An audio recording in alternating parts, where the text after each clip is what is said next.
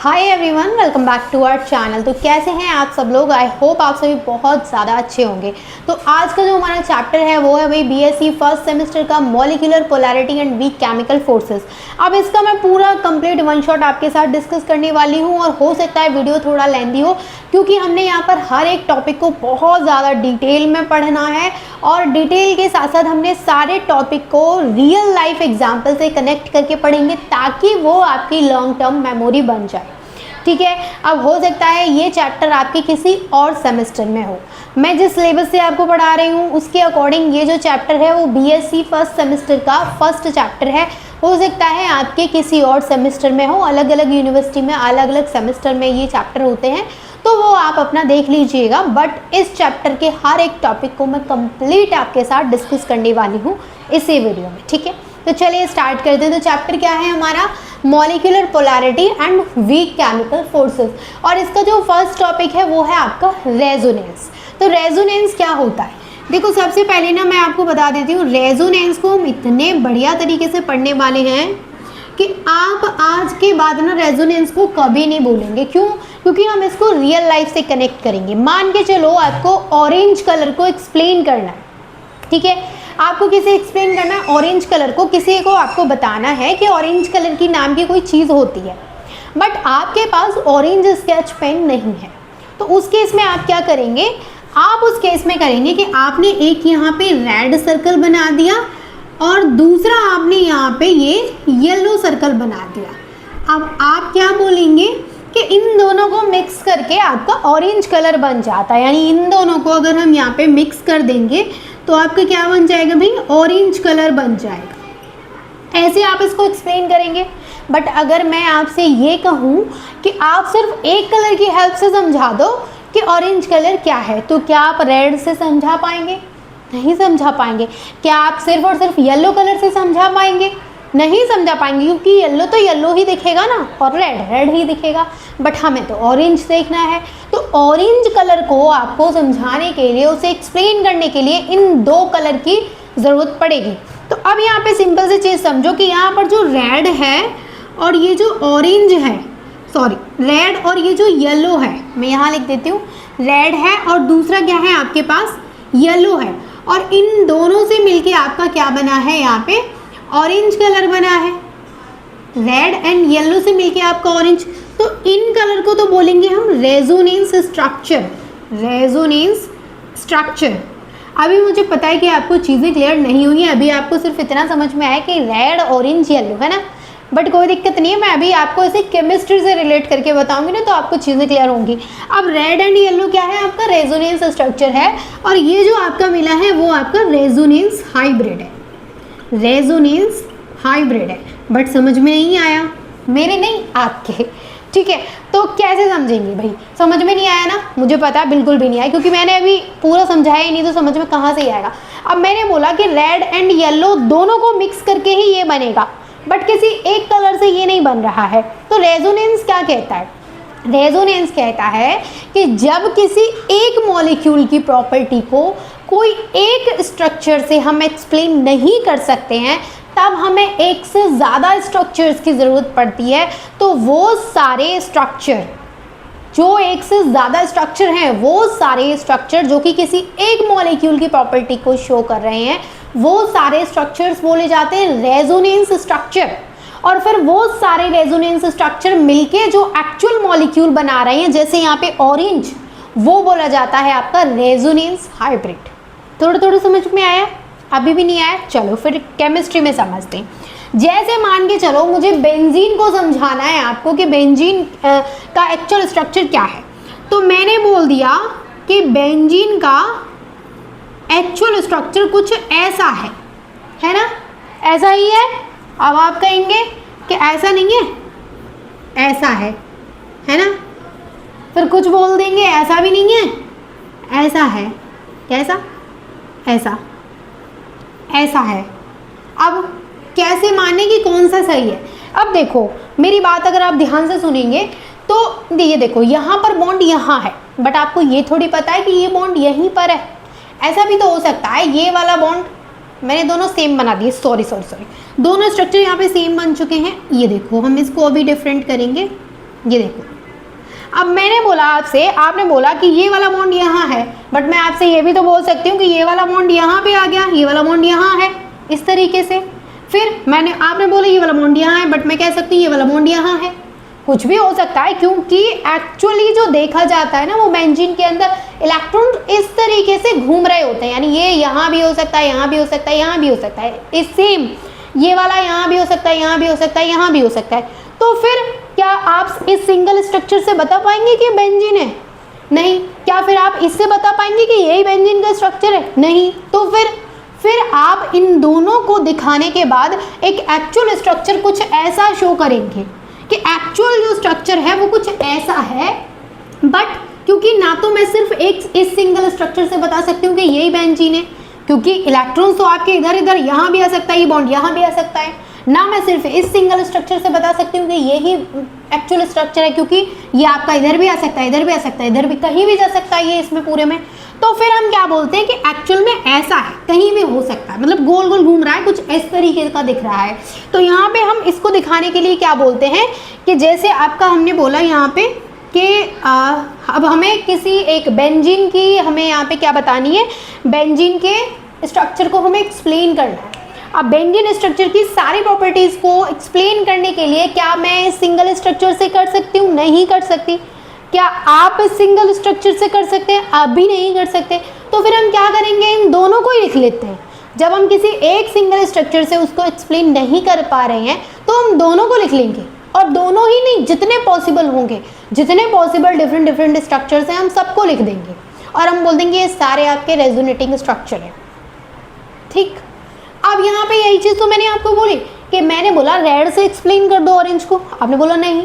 मैंने बोला येलो से कर दो, आपने बोला नहीं। मैंने बोला आप दोनों को मिक्स करके कर सकते हैं, आपने बोला हाँ। इसका मतलब ये है कि आप इसकी ये जो कलर है इसकी प्रॉपर्टी को किसी एक कलर से एक्सप्लेन कर ही नहीं सकते। एक्चुअल ये जो कलर है उसको आप किसी इन दोनों में से किसी एक कलर से एक्सप्लेन नहीं कर सकते।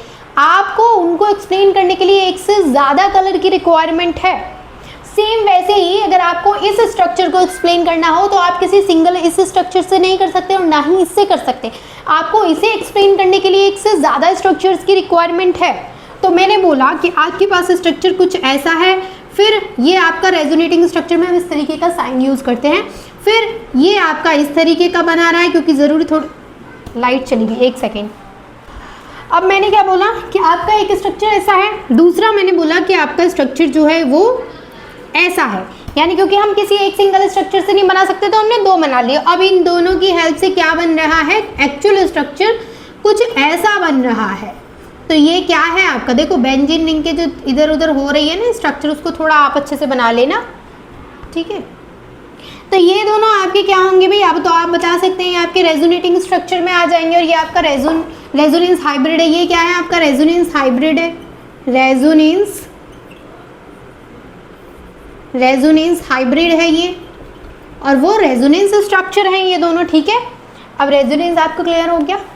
अब तो आपको क्लियर हो जाना चाहिए। इस एग्जाम्पल की हेल्प से समझिए, फिर इस एग्जाम्पल की हेल्प से समझिए, इस चीज़ों को और ज़्यादा बेटर करने की कोशिश करिए, ठीक है। नहीं समझ में आया आप कमेंट करके बता सकते हैं। अगर आपको कोई भी टॉपिक समझ में नहीं आता है ना, तो हम वन शॉट के अलावा भी सेपरेट उस टॉपिक को पढ़ लेंगे, लेकिन चीज़ें आपको क्लियर होनी चाहिए, ठीक है। अब आप फटाफट से इस चीज़ का स्क्रीनशॉट लेंगे, फिर मैं आपको बताती हूँ कि आपको इसे कैसे लिखना है। एक और चीज़ मैं आपको बता देती हूँ कि आपको इस चैप्टर के हैंड रिटन नोट्स अगर चाहिए तो उसका लिंक मैं आपको डिस्क्रिप्शन में दे दूँगी, आप वहाँ से इसके हैंड रिटन नोट्स ले सकते हैं, और अगर आप चाहें तो खुद से अपने प्रिपेयर कर सकते हैं। तो आप फटाफट से इस चीज़ का स्क्रीनशॉट लेंगे। कैसे आपको लिखना है वो मैं आपको नोट्स में बता दूँगी, मतलब नोट्स आप लेंगे तो आपको पता चल जाएगा। बाकी कॉन्सेप्ट को आप यहाँ पे समझिए कि रेजोनेंस क्या है। एक छोटी सी डेफिनेशन मैं आपको यहाँ पे इसकी लिखा देती हूँ, आप फटाफट से इसका स्क्रीनशॉट ले लीजिए। अब देखिए यहाँ पर ये जो आपको डेफिनेशन लिखनी है वो क्या लिखनी है, when we draw more than one correct structure for a molecule where the position of atoms remains fixed, यानी यहाँ पर जो आपके एटम्स की पोजीशन है वो फिक्स्ड रहेगी, and only electron change their position, और आपके इलेक्ट्रॉन सिर्फ अपनी पोजीशन को चेंज कर रहे होंगे, यानी इधर से उधर अगर आप देख रहे हैं जाते हुए तो इलेक्ट्रॉन्स को जाते हुए देख रहे हैं, एटम्स आपके वहीं पर हैं, ठीक है। तो ये जो फिनोमिना है, यही फिनोमिना आपका रेजोनेंस बोला जाता है। अब देखो यहाँ पर ये जो आपके रेजोनेटिंग स्ट्रक्चर्स होते हैं ना, जो आपके कैनोनिकल या फिर आप कह सकते हैं रेजोनेंस स्ट्रक्चर जो होते हैं, ये आपके इमेजिनरी होते हैं। They do not exist in reality, ये रियल में एग्जिस्ट नहीं करते, ये आपके इमेजिनरी स्ट्रक्चर्स होते हैं। और ये जो आपका रेजोनेंस हाइब्रिड होता है, ये आपका एक्चुअल मॉलिक्यूल होता है जो कि इन रेजोनेंस स्ट्रक्चर को मिक्स करके बनाया जाता है, ठीक है। तो आप फटाफट से इसका भी स्क्रीनशॉट ले लेंगे, फिर हम आगे बात करेंगे रेजोनेंस एनर्जी की, ठीक है। नेक्स्ट जो हमारा टॉपिक है यहाँ पे वो है आपका रेजोनेंस एनर्जी। रेजोनेंस एनर्जी क्या होती है? अभी हमने रेजोनेंस को समझा, रेजोनेंस से ही हम इसको रिलेट करेंगे। मतलब रेजोनेंस एनर्जी को समझने के लिए आपको कुछ अलग नहीं समझना है। जो आपने रेजोनेंस में समझा था वही हम रेजोनेंस एनर्जी में समझेंगे। यानी हमने क्या समझा था कि जो आपके रेजोनेटिंग स्ट्रक्चर थे वो मिलके क्या बना रहे थे, जो आपके कैनोनिकल, जो आपके इमेजिनरी स्ट्रक्चर थे वो मिलके क्या बना रहे थे, रेजोनेंस हाइब्रिड बना रहे थे। रेजोनेंस एनर्जी अब क्या बोलती है? The difference between the energy of the most stable imaginary structure, या फिर हम कह सकते हैं canonical form, and the energy of the actual resonance hybrid is called resonance energy. Resonance energy क्या है कि जो आपका मोस्ट स्टेबल इमेजिनरी स्ट्रक्चर, या फिर आप कह सकते हैं मोस्ट स्टेबल कैनोनिकल स्ट्रक्चर, उसकी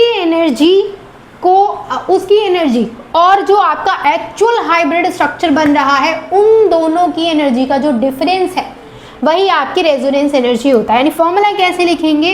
रेजोनेंस एनर्जी का फॉर्मूला आपका होगा, रेजोनेंस एनर्जी इक्वल आपका होगा energy of most stable imaginary structure, या फिर हम क्या कह सकते हैं भाई, कैनोनिकल स्ट्रक्चर, कैनोनिकल फॉर्म, या फिर हम कह सकते हैं resonance structure, canonical form minus क्या कर देंगे, energy of the actual resonance hybrid. ठीक है भाई, समझ में आ गया? रेजोनेंस एनर्जी क्या है? Resonance energy is equals to energy of the most stable imaginary structure canonical form minus energy of the actual resonance hybrid. ये है आपका रेजोनेंस एनर्जी। रेजोनेंस क्लियर हुआ, रेजोनेंस एनर्जी क्लियर हुआ। आप फटाफट से इसका स्क्रीनशॉट ले लीजिए। स्क्रीनशॉट ले लिया। अब हम बात करते हैं फॉर्मल चार्ज की। फॉर्मल चार्ज क्या होता है भाई?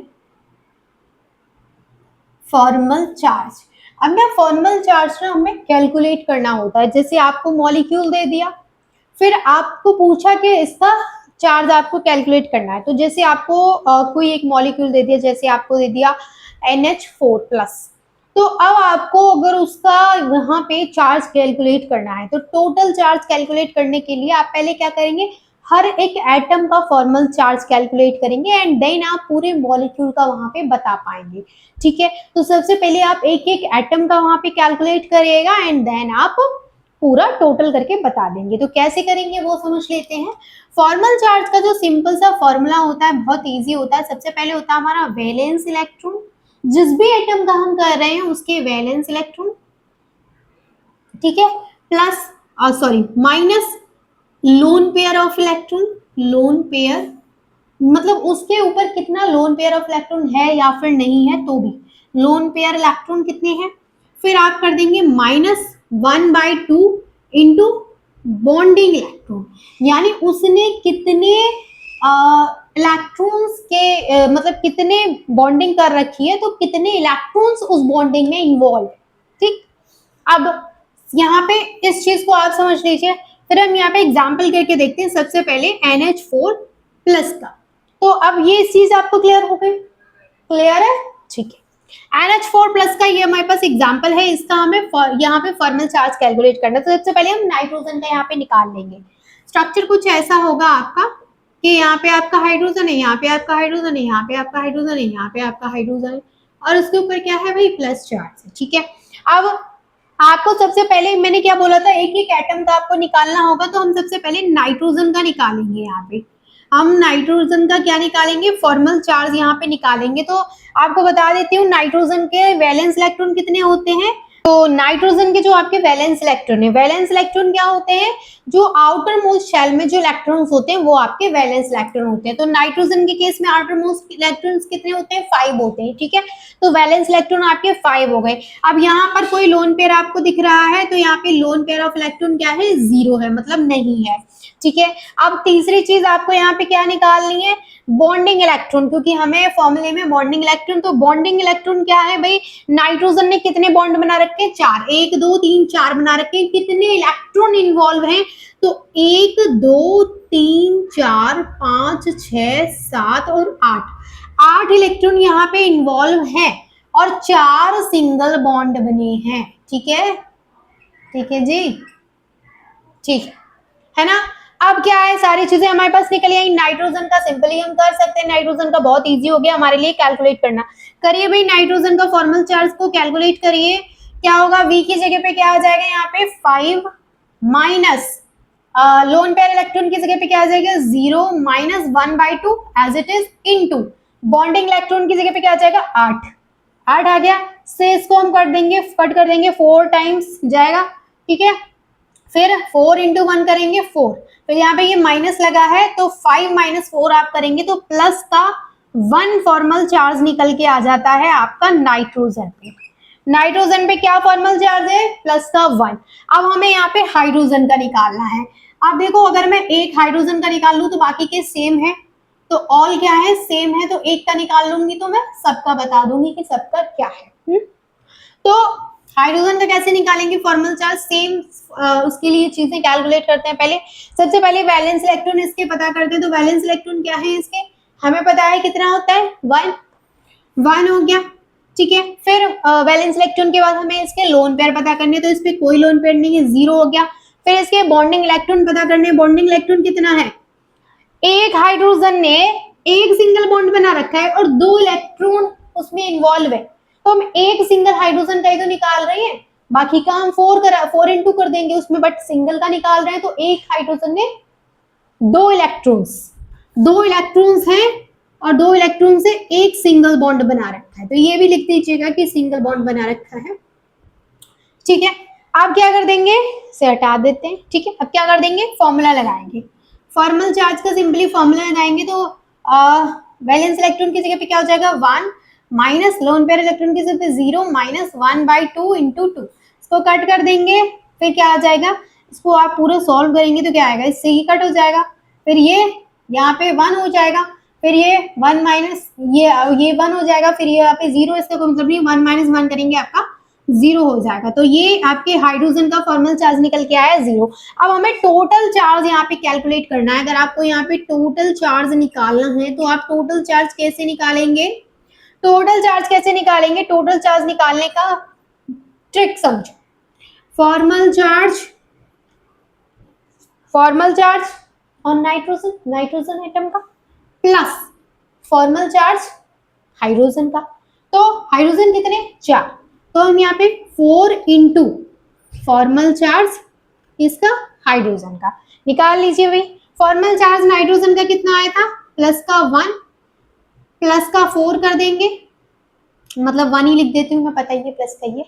तो ये यहाँ पे क्या है, वैसे अगर माइनस का आते तो माइनस लिखना जरूरी है, बट क्योंकि प्लस का है तो अगर हम प्लस नहीं भी लिखेंगे तब भी समझ में आ रहा है कि वो प्लस का ही है। ठीक है, प्लस 4 इंटू फॉर्मल चार्ज और हाइड्रोजन का फॉर्मल चार्ज क्या था, 0 था, तो मैं इसको 0 से मल्टीप्लाई करा दूंगी।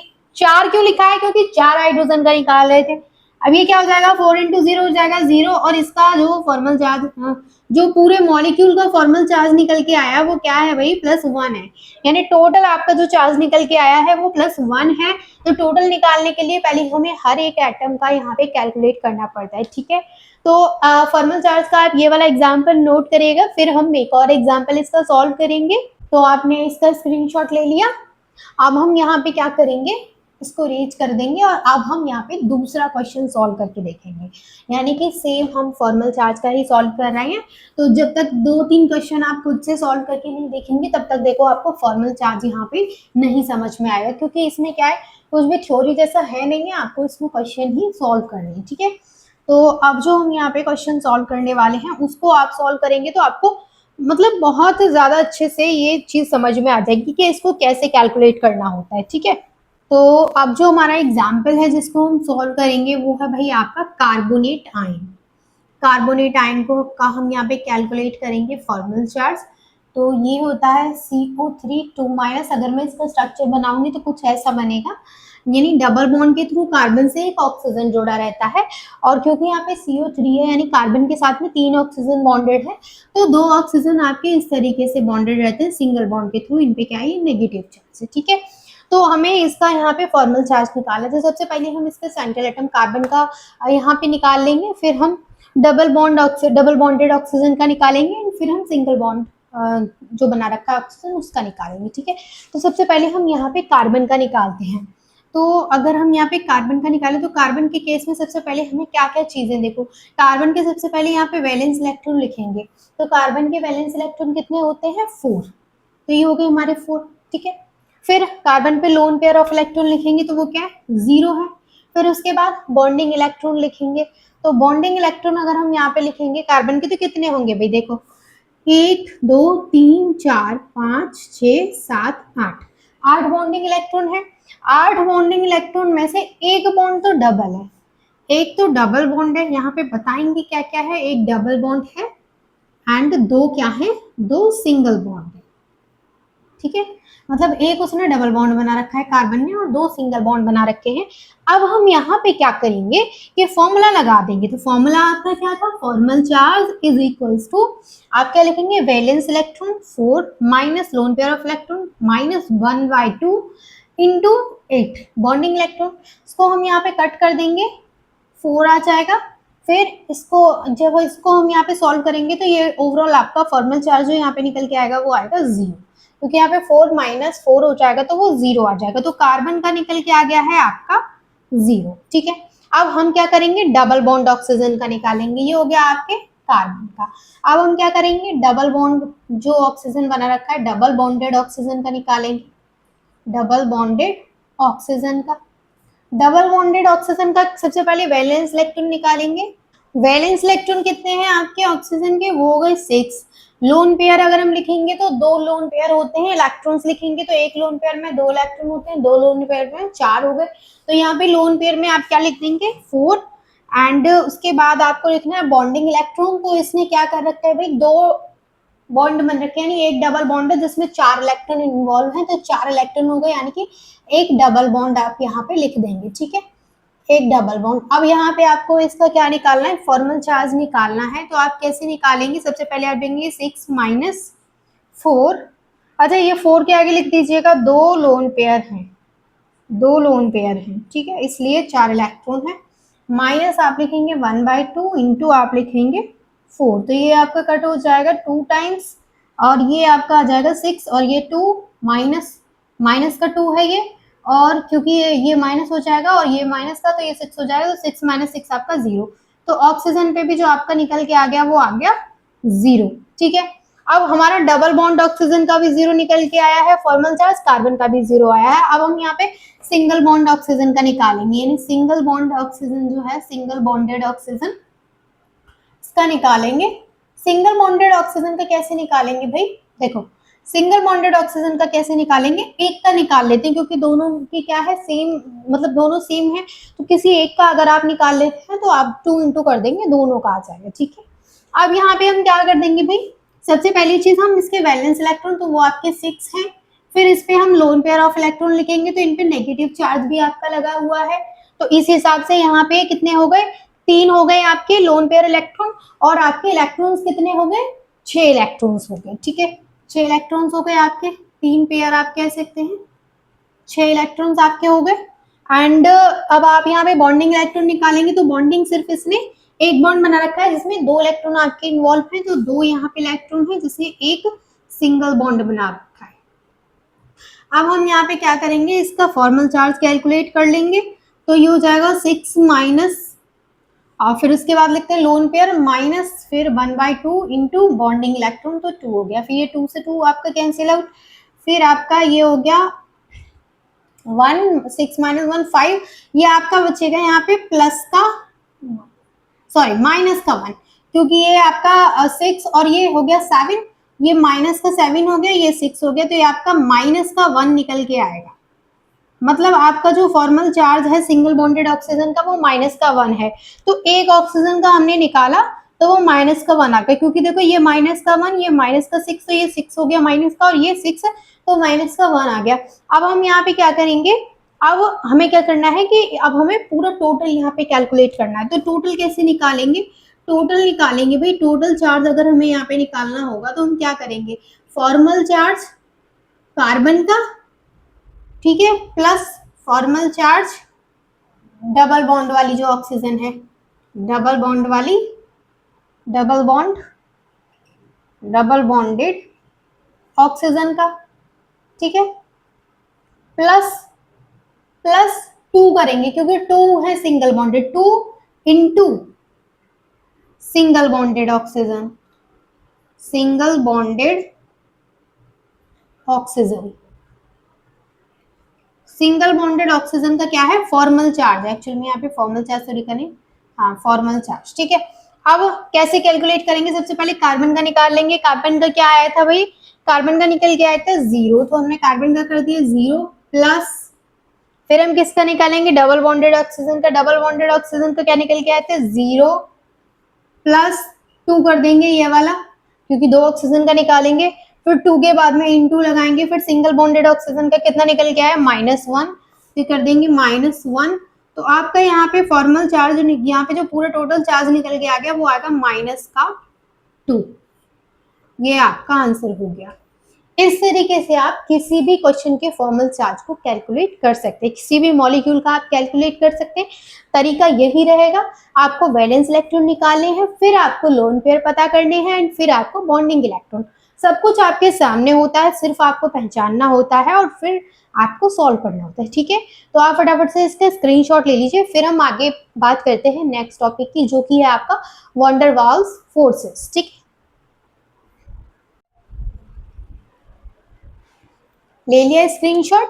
अब हमारा आता है नेक्स्ट टॉपिक, जो कि है आपका van der Waals forces. Van der Waals forces, van der Waals forces क्या होता है, देखो ये जो आपकी वॉन डेर वाल्स फोर्सेस होती है वो एक वीक फोर्स ऑफ अट्रैक्शन होता है। मतलब ये जो आपके केमिकल बॉन्ड्स होते हैं उसकी तरह नहीं होता कि जैसे आपका आयोनिक बॉन्ड है, मतलब ये ट्रू केमिकल बॉन्ड्स नहीं होते हैं, ठीक है। जैसे आपका आयोनिक बॉन्ड है, आपका कोवलेंट बॉन्ड है, तो वो शेयरिंग, उसमें इलेक्ट्रॉन की शेयरिंग हो रही है या फिर इलेक्ट्रॉन का ट्रांसफर हो रहा है, उस तरीके से ये नहीं होता है। इसमें क्या होता है कि जैसे जैसे मॉलिक्यूल्स एक दूसरे के पास आते हैं, इसमें एक वीक फोर्स ऑफ अट्रैक्शन लगता है, इलेक्ट्रोस्टैटिक फोर्स ऑफ अट्रैक्शन उनके बीच में वर्क करता है। तो basically van der Waals forces के नाम से आपके दिमाग में जो चीज आ जानी चाहिए वो यही आ जानी चाहिए कि ये एक वीक फोर्स ऑफ अट्रैक्शन होता है जो कि मॉलिक्यूल्स एंड एटम्स के बीच में एग्जिस्ट करता है। यानी van der Waals force of attraction क्या है, van der Waals force of attraction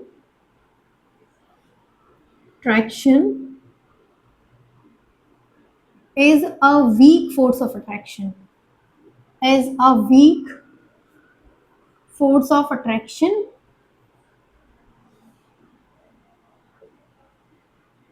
von der Waals force is a weak force of attraction, ऐसे लिखिएगा, van der Waals force is a weak force of attraction that exist between molecules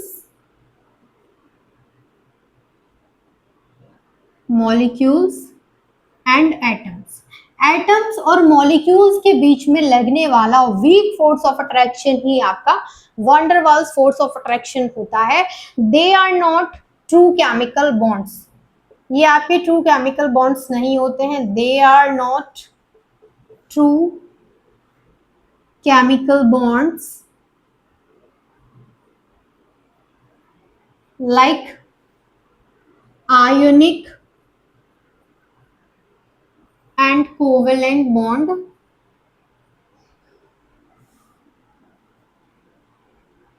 they do not involve the actual transfer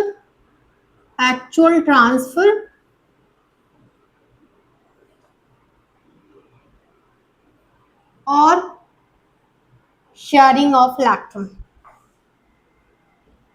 ठीक है, क्या होते हैं ये आपके ionic और कोवेलेंट बॉन्ड की तरह नहीं होते हैं, यानी आप कह सकते हैं कि ये आपके ना तो शेयरिंग से ना ही ट्रांसफर से बनते हैं। ये एक तरीके का आपका क्या है, टेम्पररी या परमानेंट इलेक्ट्रोस्टैटिक अट्रैक्शन है, जो कि आपका तब लगता है जब मॉलिक्यूल्स एक दूसरे के नजदीक आते हैं, तो ये उनके बीच में लगता है। ठीक है, तो इस चीज को आप नोट कर लीजिए। फिर उसके बाद दो लाइन और मैं भी यहाँ पे नोट कर देती हूँ, उसको भी नोट कर लीजिए। तो ये जो दो लाइन है इनको भी नोट कर लीजिएगा। Instead they are simply a type of temporary और परमानेंट इलेक्ट्रोस्टैटिक अट्रैक्शन, जो कि मैंने अभी आपको बताया था, that work when molecule come very close to each other. अब देखो ये जो आपका वंडर वाल्स फोर्सेस होता है, ये ना तीन तरीके का होता है। इसके तीन टाइप हैं और हम तीनों टाइप को डिस्कस करेंगे। पहला जो टाइप हम डिस्कस करने वाले हैं वो है आपका आयन डाइपोल इंटरेक्शन। तो आप इसका स्क्रीनशॉट ले लें, फिर मैं आपको आयन डाइपोल इंटरेक्शन इसके फर्स्ट टाइप को करा देती हूँ। ठीक है, अब यहाँ पर देखिए इसके तीन टाइप हैं और पहला आपका जो टाइप है वो है आपका ion dipole interaction. Ion dipole interaction में क्या होता है भाई, कि जैसे आपका कोई आयन है, कैटाइन है या फिर अनायन है, तो वो पोलर मॉलिक्यूल जो होता है, यानी जिस पे पार्शियली चार्ज है, तो पोलर मॉलिक्यूल आपका उसकी तरफ, जैसे आयन है, जैसे चलो एग्जांपल से समझते हैं। जैसे मान के चलो आपका ये कैटाइन है और एक आपके पास ये एनाइन है, और फिर आपका पोलर मॉलिक्यूल है जिसपे एक तरफ नेगेटिव चार्ज है एक तरफ पॉजिटिव चार्ज है। तो भाई कैटाइन आपके कौन से एंड को, ये जो आपका पोलर मॉलिक्यूल है इसके कौन से एंड को अट्रैक्ट करेगा अपनी तरफ? जाहिर सी बात है कैटाइन करेगा नेगेटिव एंड को, यानी अगर ये मेरे पास कोई पोलर मॉलिक्यूल है तो ये जो कैटाइन है वो इसके नेगेटिव एंड की तरफ आएगा, और सेम ये जो एनाइन है वो इसके पॉजिटिव एंड की तरफ आएगा, क्योंकि ऑपोजिट चार्जेस को अट्रैक्ट करते हैं। वैसे ही अगर मैं आपसे कहूं कि आपने NaCl को वाटर में डाल दिया, तो आपने NaCl को क्या कर दिया, वाटर में डिसॉल्व कर दिया। अब NaCl को आपने वाटर में डिसॉल्व किया तो आपका वाटर भी तो आयंस होते हैं, उसमें भी तो आयंस बनते हैं ब्रेक होके, तो एक तो बनता है H+, दूसरा बनता है OH-। सेम यहाँ पे NaCl के भी बनेंगे। NaCl के क्या बनेंगे, एक बनेगा Na+, दूसरा बनेगा Cl-। तो कौन सा आयन किसको अट्रैक्ट करेगा, Na+H+ को तो करेगा नहीं, क्योंकि इस पे ऑलरेडी प्लस चार्ज है, तो Na+ आपका OH- Na+ के पास जाएगा, या फिर आप कह सकते हैं Na+, मतलब क्या कहना क्या है यहाँ पे, कहना तो यही है ना कि अपोजिट चार्जेस की तरफ जाएंगे। ये माइनस है तो ये प्लस को अट्रैक्ट करेगा, ये प्लस है तो ये माइनस को अट्रैक्ट करेगा। तो सेम वही चीज बोली जा रही है कि ये कैटाइन है तो ये कौन से एंड को अट्रैक्ट करेगा, नेगेटिव एंड को, इस पोलर मॉलिक्यूल के। सेम यहाँ पे ये एनाइन है तो ये इस पोलर मॉलिक्यूल के पॉजिटिव एंड को अट्रैक्ट करेगा। इसका पोटेंशियल एनर्जी कैसे निकालते हैं, अच्छा इसमें दो लाइन पहले लिख लीजिए, ठीक है, फिर मैं आपको उसकी पोटेंशियल एनर्जी का फॉर्मूला बता दूं, पहले आप इसमें दो लाइन लिख लीजिए।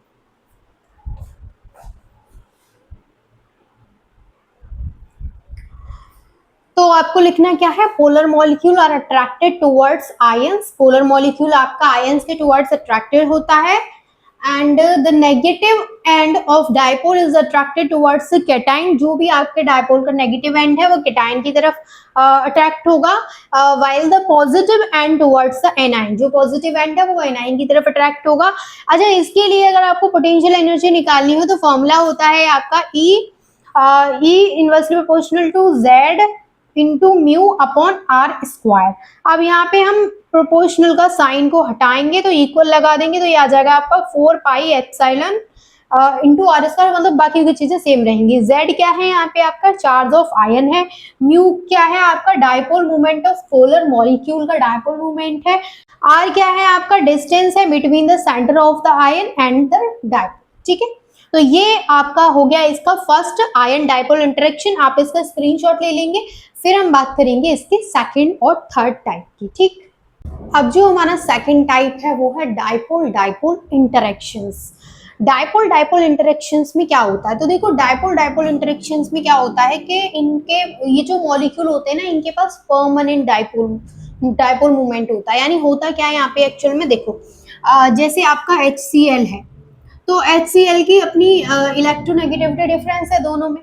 तो इलेक्ट्रोनेगेटिविटी डिफरेंस होने की वजह से इन पे क्या आता है, इन पे चार्जेस होते हैं, यानी इस पे पार्शियल नेगेटिव, इस पे पार्शियल पॉजिटिव।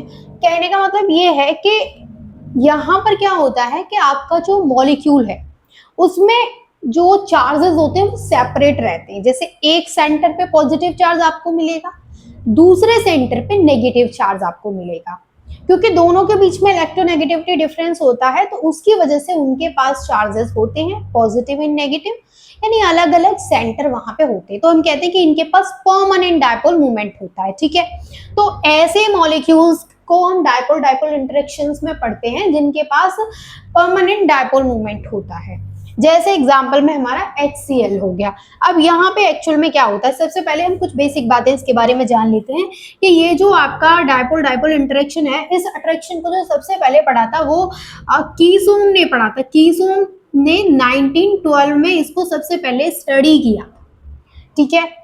उन्होंने इसको सबसे पहले स्टडी किया था। इसमें एक्चुअल में होता क्या है कि जैसे एक आपका ये पोलर मॉलिक्यूल है और एक आपके पास ये पोलर मॉलिक्यूल है, इस पे पॉजिटिव चार्ज है, इस पे नेगेटिव चार्ज है, इस पे नेगेटिव चार्ज है, इस पे पॉजिटिव चार्ज है। आप कह सकते हैं इस तरीके से आपके पास दो पोलर मॉलिक्यूल हैं, और ये जब दोनों एक दूसरे के नजदीक आते हैं तो क्या होता है, ये दोनों जब एक दूसरे के नजदीक आएंगे तो यहाँ पर ना इस तरीके से ओरिएंट हो जाएंगे, यानी जब ये दोनों एक दूसरे के नजदीक आने की कोशिश करेंगे तो ये अपने आप को इस तरीके से ओरिएंट करेंगे कि एक डाइपोल का नेगेटिव एंड दूसरे के पॉजिटिव एंड के नजदीक हो। ये तो सिंपल सी चीज है, स्टार्टिंग से बताती आ रही हूँ। पॉजिटिव एंड नेगेटिव की तरफ अट्रैक्ट होगा, नेगेटिव एंड पॉजिटिव की तरफ अट्रैक्ट होगा। तो यहाँ पर ये कुछ इस तरीके से आपको फिर दिखेंगे, यानी ये पॉजिटिव है तो ये आपको कुछ ऐसा दिखेगा यहाँ पे नेगेटिव, और ये नेगेटिव है तो ये कुछ आपको ऐसा दिखेगा पॉजिटिव, ठीक है। अगर मैं यहाँ पे इसके एग्जांपल की बात करूँ HCl की, कि हमने HCl यहाँ पे डिस्कस कर लिया, तो HCl का एग्जांपल देख लेते हैं। तो HCl के एग्जांपल में ही अगर मैं आपको इसको बना के दिखाऊं, तो जैसे आपका ये HCl है, इस पे नेगेटिव, इस पे पॉजिटिव। सेम आपके पास एक और HCl हमने बना दिया, इस पे नेगेटिव, इस पे पॉजिटिव। फिर हमने एक और बना दिया, इस पे नेगेटिव, इस पे पॉजिटिव। क्या बोला था भाई मैंने आपको बोला कि नेगेटिव एंड पॉजिटिव की तरफ होगा अट्रैक्ट। तो ये यहाँ पे इस तरीके से बॉन्डिंग करेगा, ये क्लोरीन आपका इस तरीके से यहाँ पे बॉन्डिंग करेगा, है ना। ये माइनस वाला प्लस से, ये माइनस वाला प्लस से इस तरीके से यहाँ पे बॉन्डिंग होगी, मतलब अट्रैक्शन होगा, इस तरीके का इंटरेक्शन यहाँ पे होगा। तो ये जो आपका इंटरेक्शन होता है इसी को हम बोलते हैं क्या, डाइपोल डाइपोल इंटरेक्शन। इसको हम बोलते हैं डाइपोल डाइपोल इंटरेक्शन। ये डाइपोल डाइपोल इंटरेक्शन होता है, इनको कीसोम फोर्सेस भी बोला जाता है, क्योंकि इनको कीसोम ने ही फर्स्ट ऑफ ऑल स्टडी किया था। अब देखो जितने भी आपके टाइप होते हैं वांडर वाल फोर्सेस के, उन सभी में सबसे ज्यादा स्ट्रॉन्गेस्ट भी यही है, सबसे ज्यादा स्ट्रॉन्गेस्ट होता है ये। जितने भी आपके वंडरवाल फोर्सेस के टाइप हैं उन सभी में सबसे ज्यादा स्ट्रॉन्गेस्ट है ये, ठीक है। ये पॉइंट याद रखिएगा। इतनी चीज समझ में आई। अब यहाँ पे आपको लिखना क्या है, थोड़ा सा 2 लाइन में आपको वो बता देती हूँ, तो आप पहले इसका स्क्रीनशॉट ले लें। देखो ये डायग्राम बनाना जरूरी है, आप ऐसे उसमें शो करेंगे ये वाला इस तरीके से, फिर दूसरा आप एग्जाम्पल में ये बनाएंगे। ये आपको बनाना है, ऐसा नहीं कि मैंने समझा दिया आपको तो आपको बनाना ही नहीं है। अब मैं आपको बता रही हूँ आपको 2 लाइन और क्या ऐड करनी है, ये तो लिखना ही है, इसके अलावा क्या ऐड करना है वो, तो इसका आप स्क्रीनशॉट ले लीजिए पहले। अब देखिए यहाँ पर डाइपोल डाइपोल इंटरेक्शन में आपको क्या लिखना है। अब डाइपोल डाइपोल इंटरेक्शन में आपको वो सारे जो मैंने अभी बताए थे आपको, जैसे डायग्राम था, एक एग्जाम्पल था, वो तो आपको लिखना ही है, लेकिन उससे भी पहले आपको लिखना है कि these forces are found in polar molecules having permanent dipole having permanent polarity in them. We know that polar molecule has separate centers of positive and negative charge. इसके बाद का मैंने नहीं लिखा है, क्यों, क्योंकि मैंने आपको समझा दिया। इसके बाद का क्या था कि जब कोई दो पोलर मॉलिक्यूल नजदीक आते हैं तो वो अपने आप को इस तरीके से ओरिएंट कर लेते हैं कि वो एक डायपोल का नेगेटिव एंड दूसरे डायपोल के पॉजिटिव एंड को अट्रैक्ट करता है, सेम एक डायपोल का पॉजिटिव एंड दूसरे डायपोल के नेगेटिव एंड को अट्रैक्ट करता है, ठीक है, मतलब अपोजिट में। तो इसके बाद में आपको वो डायग्राम बनाना है, मतलब वो वाला जो मैंने इस तरीके से बनाया था ना, ऐसे ऐसे गोला गोला से, वो वाला आपको बनाना है जिसमें मैंने चार्जेस बनाए थे, तो वो फिर आप यहाँ पे बना देंगे, ठीक है। फिर आपको वो एग्जाम्पल भी लिख देना है, HCl वाला जो मैंने आपको एग्जाम्पल बताया था। उसके बाद आपको लिखना है the study of this attraction is first time performed by Keesom in 1912। Keesom ने इसको फर्स्ट टाइम स्टडी किया था। और मैंने आपको बोला था कि इसको जो हमने एक डायग्राम बनाया था HCl का, मैंने बोला था उसको डायपोल डायपोल इंटरेक्शन कहते हैं, तो उसको कीसोम फोर्सेस भी कहते हैं, ठीक है, मतलब डायपोल डायपोल इंटरेक्शन को कीसोम फोर्सेस भी कहते हैं, ठीक है। अब मतलब कभी अगर कीसोम के नाम से आता है ना, तो आप समझ जाएगा कि ये डायपोल डायपोल इंटरेक्शन की बात हो रही है, कहीं ना कहीं उसी चीज की बात हो रही है, क्योंकि इसको कीसोम ने ही फर्स्ट टाइम स्टडी किया था, इसलिए उनके नाम पर भी इसमें मतलब उनके नाम पर भी इसमें थोड़ा सा चीजों को पूछ लिया जाता है, क्योंकि उन्होंने ही दिया है तो जाहिर सी बात है कि आपको ये भी पता होना चाहिए कि इसका दूसरा नाम भी है जो कि साइंटिस्ट के नाम पर ही है, ठीक है। फिर आपको बताना है and following equation was given for attraction energy of dipole situated at a distance r, और ये एनर्जी की इक्वेशन यहाँ पे एक दे रखी है, E के इक्वल -2 म्यू की पावर 4/3 r की पावर 6 kT। यहाँ पर देखो E के जो है ये आपका अट्रैक्शन या फिर आप कह सकते हैं कीसोम एनर्जी है, यानी कि कीसोम एनर्जी निकालने का फॉर्मूला है ये, या फिर आप कह सकते हैं अट्रैक्शन एनर्जी निकालने का फॉर्मूला है ये। म्यू क्या है आपका, यहाँ पे डायपोल मूवमेंट है मॉलिक्यूल का। आर क्या है, आर आपका डिस्टेंस है बिटवीन द मॉलिक्यूल्स, मॉलिक्यूल्स के बीच का जो डिस्टेंस है। फिर के क्या है आपका, बोल्ट्जमान कांस्टेंट है, और टी आपका टेम्परेचर है केल्विन में। तो ये जस्ट यहाँ पे बात हुई डायपोल डायपोल इंटरेक्शन इसके सेकंड टाइप के बारे में। आप इसका स्क्रीनशॉट ले लीजिए, फिर मैं इसका थर्ड टाइप आपके साथ में डिस्कस कर लेती हूँ। अब जो इसका थर्ड टाइप है वो है आपका dipole induced dipole interaction. Dipole induced dipole interaction में क्या होता है कि आपका कोई पोलर मॉलिक्यूल आएगा, polar molecule non polar molecule के कांटेक्ट में जब आएगा, जैसे एग्जांपल की हेल्प से ही समझते हैं, तो मान के चलो आपका ये कोई पोलर मॉलिक्यूल है, ठीक है, ये आपका कोई पोलर मॉलिक्यूल है और ये किसी नॉन पोलर के कांटेक्ट में आता है, ये आपका नॉन पोलर मॉलिक्यूल है। तो क्या होता है कि पोलर मॉलिक्यूल का नेगेटिव एंड नॉन पोलर के इलेक्ट्रॉन्स को रिपेल करता है और इसका पॉजिटिव एंड इसके इलेक्ट्रॉन्स को अट्रैक्ट करता है। तो यहाँ पर एक डिस्टॉर्शन, तो यहाँ पर जो डिस्टॉर्शन होता है उसकी वजह से डायपोल क्रिएट होता है, मतलब डायपोल इंड्यूस्ड होता है। तो यहाँ पे क्या होता है कि एक टेम्पररी डायपोल इंड्यूस्ड होगा, टेम्पररी डायपोल इंड्यूस्ड होगा, यानी कि यहाँ पर कुछ इस तरीके से टेम्पररी डायपोल यहाँ पे बन जाएगा। तो ये आपका यहाँ पे डायपोल, लाइट चली गई 1 सेकेंड, हाँ जी, तो ये देखिए आप, ये आपका डायपोल इंड्यूस्ड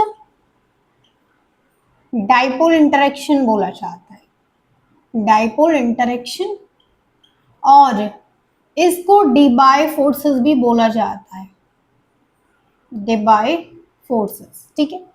अब यहाँ पे क्या है, डायपोल इंड्यूस्ड डायपोल इंटरेक्शन के लिए आपको क्या होना चाहिए, एक ऐसा मॉलिक्यूल जो कि पोलर होगा, जिसके पास परमानेंट डायपोल मूवमेंट होगा, ठीक है, पोलर मॉलिक्यूल, वो आपके नॉन पोलर मॉलिक्यूल के कांटेक्ट में आएगा और यहाँ पे इंड्यूस्ड करेगा, इंड्यूस्ड या फिर आप कह सकते हैं क्रिएट करेगा एक टेम्पररी डायपोल को, ठीक है। फिर इनके बीच में इंटरेक्शन होगा, तो फिर आपका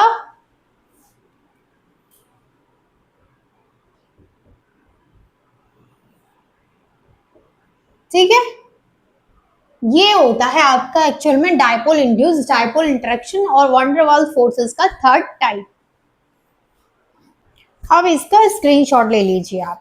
अब आगे जो हमारा नेक्स्ट टॉपिक है वो है dipole moment and molecular structure of diatomic and polyatomic molecules. यानी यहाँ पे हम बात करेंगे कि आपका डाइपोल मोमेंट और जो मॉलिक्यूलर स्ट्रक्चर है डाईएटॉमिक एंड पॉलीएटॉमिक मॉलिक्यूल्स का, उसके बारे में। तो सबसे पहले हम जान लेते हैं कि किसी मॉलिक्यूल के अगर हम डाइपोल मोमेंट की बात करते हैं तो वो क्या है एक्चुअल में। तो देखो, मॉलिक्यूल्स का जो डाइपोल मोमेंट है जिसको कि हम म्यू से रिप्रेजेंट करते हैं, it is a quantitative measure of its structural polarity. यानी कि उसकी जो स्ट्रक्चरल पोलैरिटी है उसका क्वांटिटेटिव मेजरमेंट होता है। एंड ये होता कब है, तो it occurs whenever there is a separation of positive and negative charge, typically caused by difference in electronegativity between bonded atoms. यानी कि जो बॉन्डेड एटम्स हैं उनके बीच में जो इलेक्ट्रोनेगेटिविटी का जो डिफरेंस होता है उसकी वजह से जो यहाँ पे सेपरेशन ऑफ चार्जेस होते हैं, तब आपका ये जो है मॉलिक्यूल के डाइपोल मोमेंट की हम बात कर रहे हैं, ये अकर करता है। It occur whenever there is a separation of positive and negative charge. जब भी पॉजिटिव एंड नेगेटिव चार्ज का सेपरेशन होता है, और वो सेपरेशन किस वजह से होता है, तो वो जो जैसे दो बॉन्डेड एटम्स हैं आपके और उनकी इलेक्ट्रोनेगेटिविटी में डिफरेंस है। अब देखो, सिंपल सी चीज़ मैं आपको एक बताती हूँ, इलेक्ट्रोनेगेटिविटी में डिफरेंस की बात हम क्या कर रहे हैं कि दो आपके पास बॉन्डेड एटम है, एक आपके पास हाइड्रोजन है, दूसरा आपके पास क्लोरीन है। वी नो दैट कि क्लोरीन ज़्यादा इलेक्ट्रोनेगेटिव है हाइड्रोजन से। तो जो भी ज़्यादा इलेक्ट्रोनेगेटिव होता है वो क्या करता है कि जो शेयर्ड पेयर ऑफ इलेक्ट्रॉन है उनको अपनी तरफ खींचता है। तो अब यहाँ पे जो क्लोरीन है वो ज़्यादा इलेक्ट्रोनेगेटिव है, तो ये क्या करेगा, इन इलेक्ट्रॉन्स को अपनी तरफ खींचेगा, तो इस पर पार्शियल नेगेटिव, और क्योंकि इसके इलेक्ट्रॉन्स खींच के जा रहे हैं तो इस पर पार्शियल पॉजिटिव आएगा। यानी कि यहाँ पे सेपरेशन हो रहा है चार्जेस का, और वो कहीं ना कहीं आपको पता है कि इलेक्ट्रोनेगेटिविटी की वजह से ही हो रहा है, क्योंकि इनके बीच में क्या है, इलेक्ट्रोनेगेटिविटी का डिफरेंस है। ठीक है, अब यहाँ पे थोड़ा और बेटर तरीके से क्लियर होगा जब हम डायटोमिक मॉलिक्यूल्स की बात करेंगे, उनके डायपोल मोमेंट की बात करेंगे। अब देखो, यहाँ पर जो आपका डायपोल मोमेंट होगा ना, वो ज़ीरो नहीं होगा, कुछ ना कुछ आपका डायपोल मोमेंट होगा। क्या होगा वो मैं आगे डिस्कस करूँगी। लेकिन अगर मैं यहीं पे इस तरीके के मॉलिक्यूल की बात करूँ H2 की, तो यहाँ पे सिमेट्रिक होने की वजह से यहाँ पे सेपरेशन ऑफ चार्जेस नहीं हो रहा है। यहाँ पे क्या है, दोनों सेम टाइप के हैं, इलेक्ट्रोनेगेटिविटी डिफरेंस भी ज़ीरो है, तो यहाँ पर जो आपका डायपोल मोमेंट है वो ज़ीरो होगा। अब ये आपके कुछ ऐसे एग्जाम्पल्स हैं जिनको हम आगे डिस्कस करने वाले हैं, तो उनको अभी टेंशन नहीं लेना, इनको मैं आगे आपके साथ डिस्कस कर रही हूँ। अभी पहले इसको समझ लेते हैं। तो जो आपका डायपोल मोमेंट होता है उसको मैथमेटिकली ऐसे रिप्रेजेंट किया जाता है, mu is equals to q into d. यहाँ पर जो म्यू है वो आपको पता है डायपोल मोमेंट है, क्यू क्या है आपका मैग्नीट्यूड ऑफ चार्ज सेपरेशन का मैग्नीट्यूड है, और डी क्या है आपका डिस्टेंस बिटवीन द चार्जेस, या फिर आप कह सकते हैं बॉन्ड लेंथ। ठीक है, ये चीज़ क्लियर है, ये चीज़ क्लियर है। अब देखो, यहाँ पर जो आपका डायपोल मोमेंट है, अगर हम इसके SI यूनिट की बात करें, डायपोल मोमेंट के SI यूनिट की बात करते हैं, तो इसका SI यूनिट होता है कूलाम मीटर। लेकिन जनरली हम इसको एक्सप्रेस किस में करते हैं, डिबाई से इसको एक्सप्रेस करते हैं, इस तरीके से एक्सप्रेस करते हैं। और 1 डिबाई जो होता है वो 3.336 इंटू 10 की पावर -30 कूलाम मीटर होता है। ठीक है, ये चीज़ क्लियर हो गई है। यहाँ तक सारी चीज़ें क्लियर हैं। तो ये थोड़ा सा आप लिखिए, फिर हम डायटोमिक एंड पॉलीएटोमिक मॉलिक्यूल्स के बारे में डिटेल में डिस्कस करने वाले हैं। डायपोल मोमेंट उनका डिस्कस करेंगे, कैसे कब उनका डायपोल मोमेंट ज़ीरो होता है, कब नॉन ज़ीरो होता है, वो भी डिस्कस करेंगे। तो सबसे पहले आप इसका स्क्रीनशॉट ले लीजिए।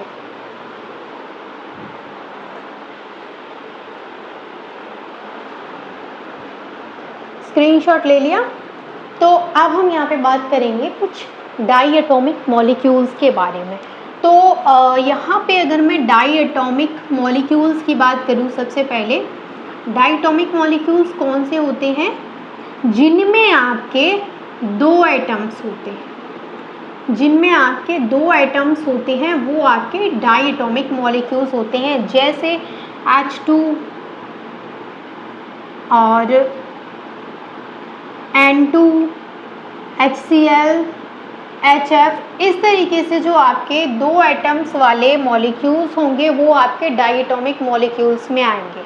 अब डाई एटॉमिक मॉलिक्यूल्स का हम डायपोल मोमेंट यहाँ पे डिस्कस करेंगे। तो सबसे पहले डाई एटॉमिक मॉलिक्यूल्स में भी आपके दो तरीके के मॉलिक्यूल्स आपको देखने को मिलते हैं।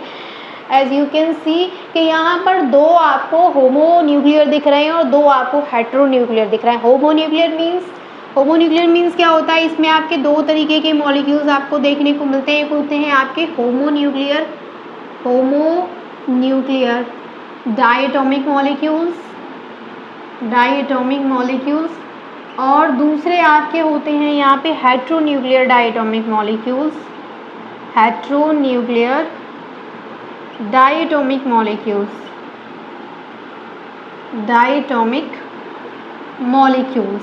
अब देखिए भाई, होमोन्यूक्लियर में क्या होता है, when both items are identical. आप कह सकते हैं when both atoms are identical, यानी जब आपके दोनों आइटम्स जो हैं वो सेम हैं। जैसे एग्जाम्पल में है आपका H2, N2, O2, Cl2 etcetera. इसके अलावा भी हो सकते हैं जिनमें दोनों आइटम्स आपके सेम हैं, जिनमें इलेक्ट्रोनेगेटिविटी डिफरेंस 0 है, तो वो आपके होमोन्यूक्लियर डायटोमिक मॉलिक्यूल्स हैं। स्पेशली आपको ये वर्ड याद रखना है कि दोनों एटम्स आपके सेम आइडेंटिकल होने चाहिए। लेकिन वहीं पर अगर मैं हेट्रोन्यूक्लियर डायटोमिक मॉलिक्यूल्स की बात करूं तो हेट्रोन्यूक्लियर क्या होते हैं, व्हेन एटम्स आर डिफरेंट, जब दोनों एटम्स आपके डिफरेंट हैं। एग्जाम्पल में है आपका HF, HCl। अब यहाँ पे एक चीज़ समझो कि होमोन्यूक्लियर के केस में, मैं होमोन्यूक्लियर के केस में बात कर रही हूँ, यहाँ पे इलेक्ट्रोनेगेटिविटी डिफरेंस जो होता है, इलेक्ट्रोनेगेटिविटी डिफरेंस इस केस में आपका क्या होता है, 0 होता है। क्योंकि दोनों, देखो जब भी मैं आपको बोल रही हूँ, देखो दोनों हाइड्रोजन है या फिर आपके दोनों नाइट्रोजन है या फिर आपके दोनों ऑक्सीजन है या फिर आपके दोनों क्लोरीन है, सभी के केस में दोनों आइटम्स आपके सेम हैं। और जब भी दोनों आइटम सेम होते हैं तो दोनों सेम हैं तो दोनों की इक्वल शेयरिंग है, और जब वो अपनी तरफ इलेक्ट्रॉन्स को खींचेंगे भी ना तो इक्वली खींचेंगे, क्योंकि उनकी इलेक्ट्रोनेगेटिविटी दोनों की क्या है, सेम है। लेकिन अगर मैं वहीं पे HCl के केस में बात करूँ तो Cl की इलेक्ट्रोनेगेटिविटी ज़्यादा है, तो वो इलेक्ट्रॉन्स को अपनी तरफ ज़्यादा तेज़ी से खींच लेगा, जिसकी वजह से यहाँ पे सेपरेशन ऑफ चार्जेस होगा। लेकिन यहाँ पे क्या है, यहाँ पे दोनों आइटम्स सेम हैं तो उनका इलेक्ट्रोनेगेटिविटी डिफरेंस क्या है, 0 है। और जब इनका इलेक्ट्रोनेगेटिविटी डिफरेंस 0 है तो ये जो आपके मॉलिक्यूल्स हैं, जो कि आपके क्या हैं, ये सारे मॉलिक्यूल्स आपके क्या हैं, लीनियर हैं। इनकी मॉलिक्यूलर ज्योमेट्री क्या है, लीनियर है। और ये सारे मॉलिक्यूल का जो आपका डाइपोल मोमेंट है वो 0 है, 0। ये सारे मॉलिक्यूल का डाइपोल मोमेंट आपका 0 है क्योंकि ये नॉन पोलर है। ठीक है, अब बात कर लेते हैं हेट्रोन्यूक्लियर डायटोमिक मॉलिक्यूल्स की। अभी ये सारी चीज़ें जो मैंने लिखी हैं वो आपके इसके लिए लिखी हैं, होमोन्यूक्लियर डायटोमिक मॉलिक्यूल्स के लिए। अब मैं बात कर लेती हूँ यहाँ पे हेट्रोन्यूक्लियर डायटोमिक मॉलिक्यूल्स की। तो हेट्रोन्यूक्लियर डायटोमिक मॉलिक्यूल्स में सबसे पहले एक चीज़ समझो कि यहाँ पे इलेक्ट्रोनेगेटिविटी डिफरेंस है, यहाँ पे इलेक्ट्रोनेगेटिविटी डिफरेंस है, इलेक्ट्रोनेगेटिविटी डिफरेंस क्या है, वो 0 नहीं है। ठीक है, वो 0 नहीं है, 0 नहीं है, इसका मतलब सेपरेशन ऑफ चार्जेस यहाँ पे होगा। अब मैं अगर यहाँ पे बात करूँ HF की और यहाँ पे बात करूँ HCl की, तो Cl ज़्यादा इलेक्ट्रोनेगेटिव है तो ये अपनी तरफ इलेक्ट्रॉन को खींचेगा, तो इस पर पार्शियल नेगेटिव, इस पर पार्शियल पॉजिटिव। सेम HF की अगर मैं बात करूँ, इस पर पार्शियल नेगेटिव और इस पर पार्शियल पॉजिटिव चार्ज आएगा। अब इन दोनों की, क्योंकि हमें पता है कि इन दोनों का जो इलेक्ट्रोनेगेटिविटी डिफरेंस है वो 0 नहीं है, तो यहाँ पर इनका डायपोल मोमेंट भी 0 नहीं होगा।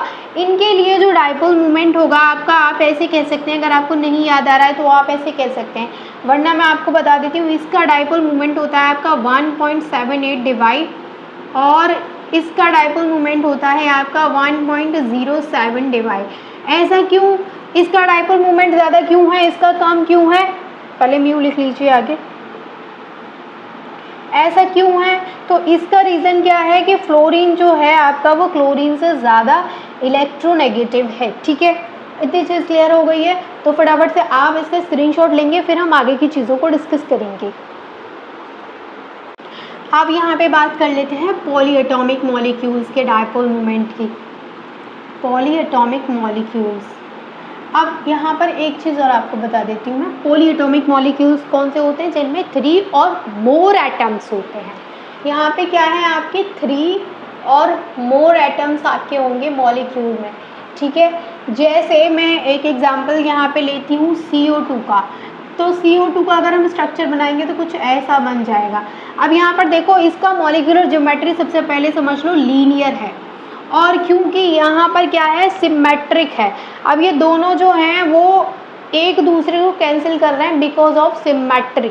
सिमेट्री की वजह से इनका जो डायपोल मोमेंट हो जाएगा वो हो जाएगा 0। इसका डायपोल मोमेंट 0 डिबाई है। लेकिन वहीं पे अगर मैं एक और एग्जांपल लेती हूँ यहाँ पे H2O का, तो ये आपका बेंट शेप्ड होता है इस तरीके से, हाइड्रोजन यहाँ पे जुड़ा है।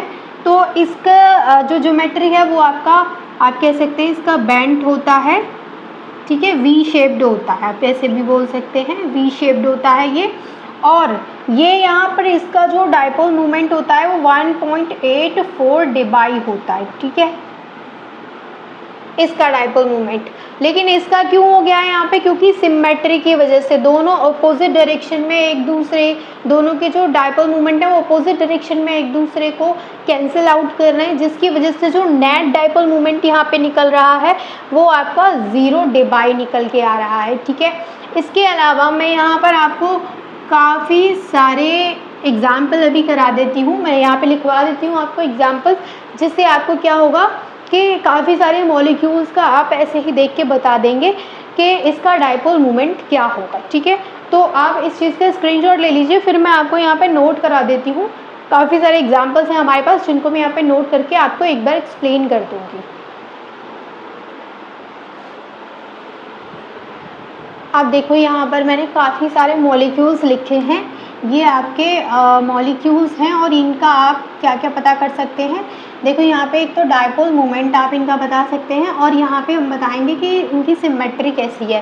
तो मतलब ये सिमेट्रिक है या फिर असिमेट्रिक है। तो देखो, जब भी हम बात करते हैं कि डायपोल मोमेंट आपका 0 होता है, तो एक चीज़ तो कि वो सिमेट्रिक होता है। तो सिमेट्रिक के केस में भी आपका डायपोल मोमेंट क्या होता है, कट जाता है। जैसे आपका CO2 के केस में डायपोल मोमेंट क्या होगा, सिमेट्री की वजह से कैंसिल आउट हो गया है, तो वो 0 हो गया है।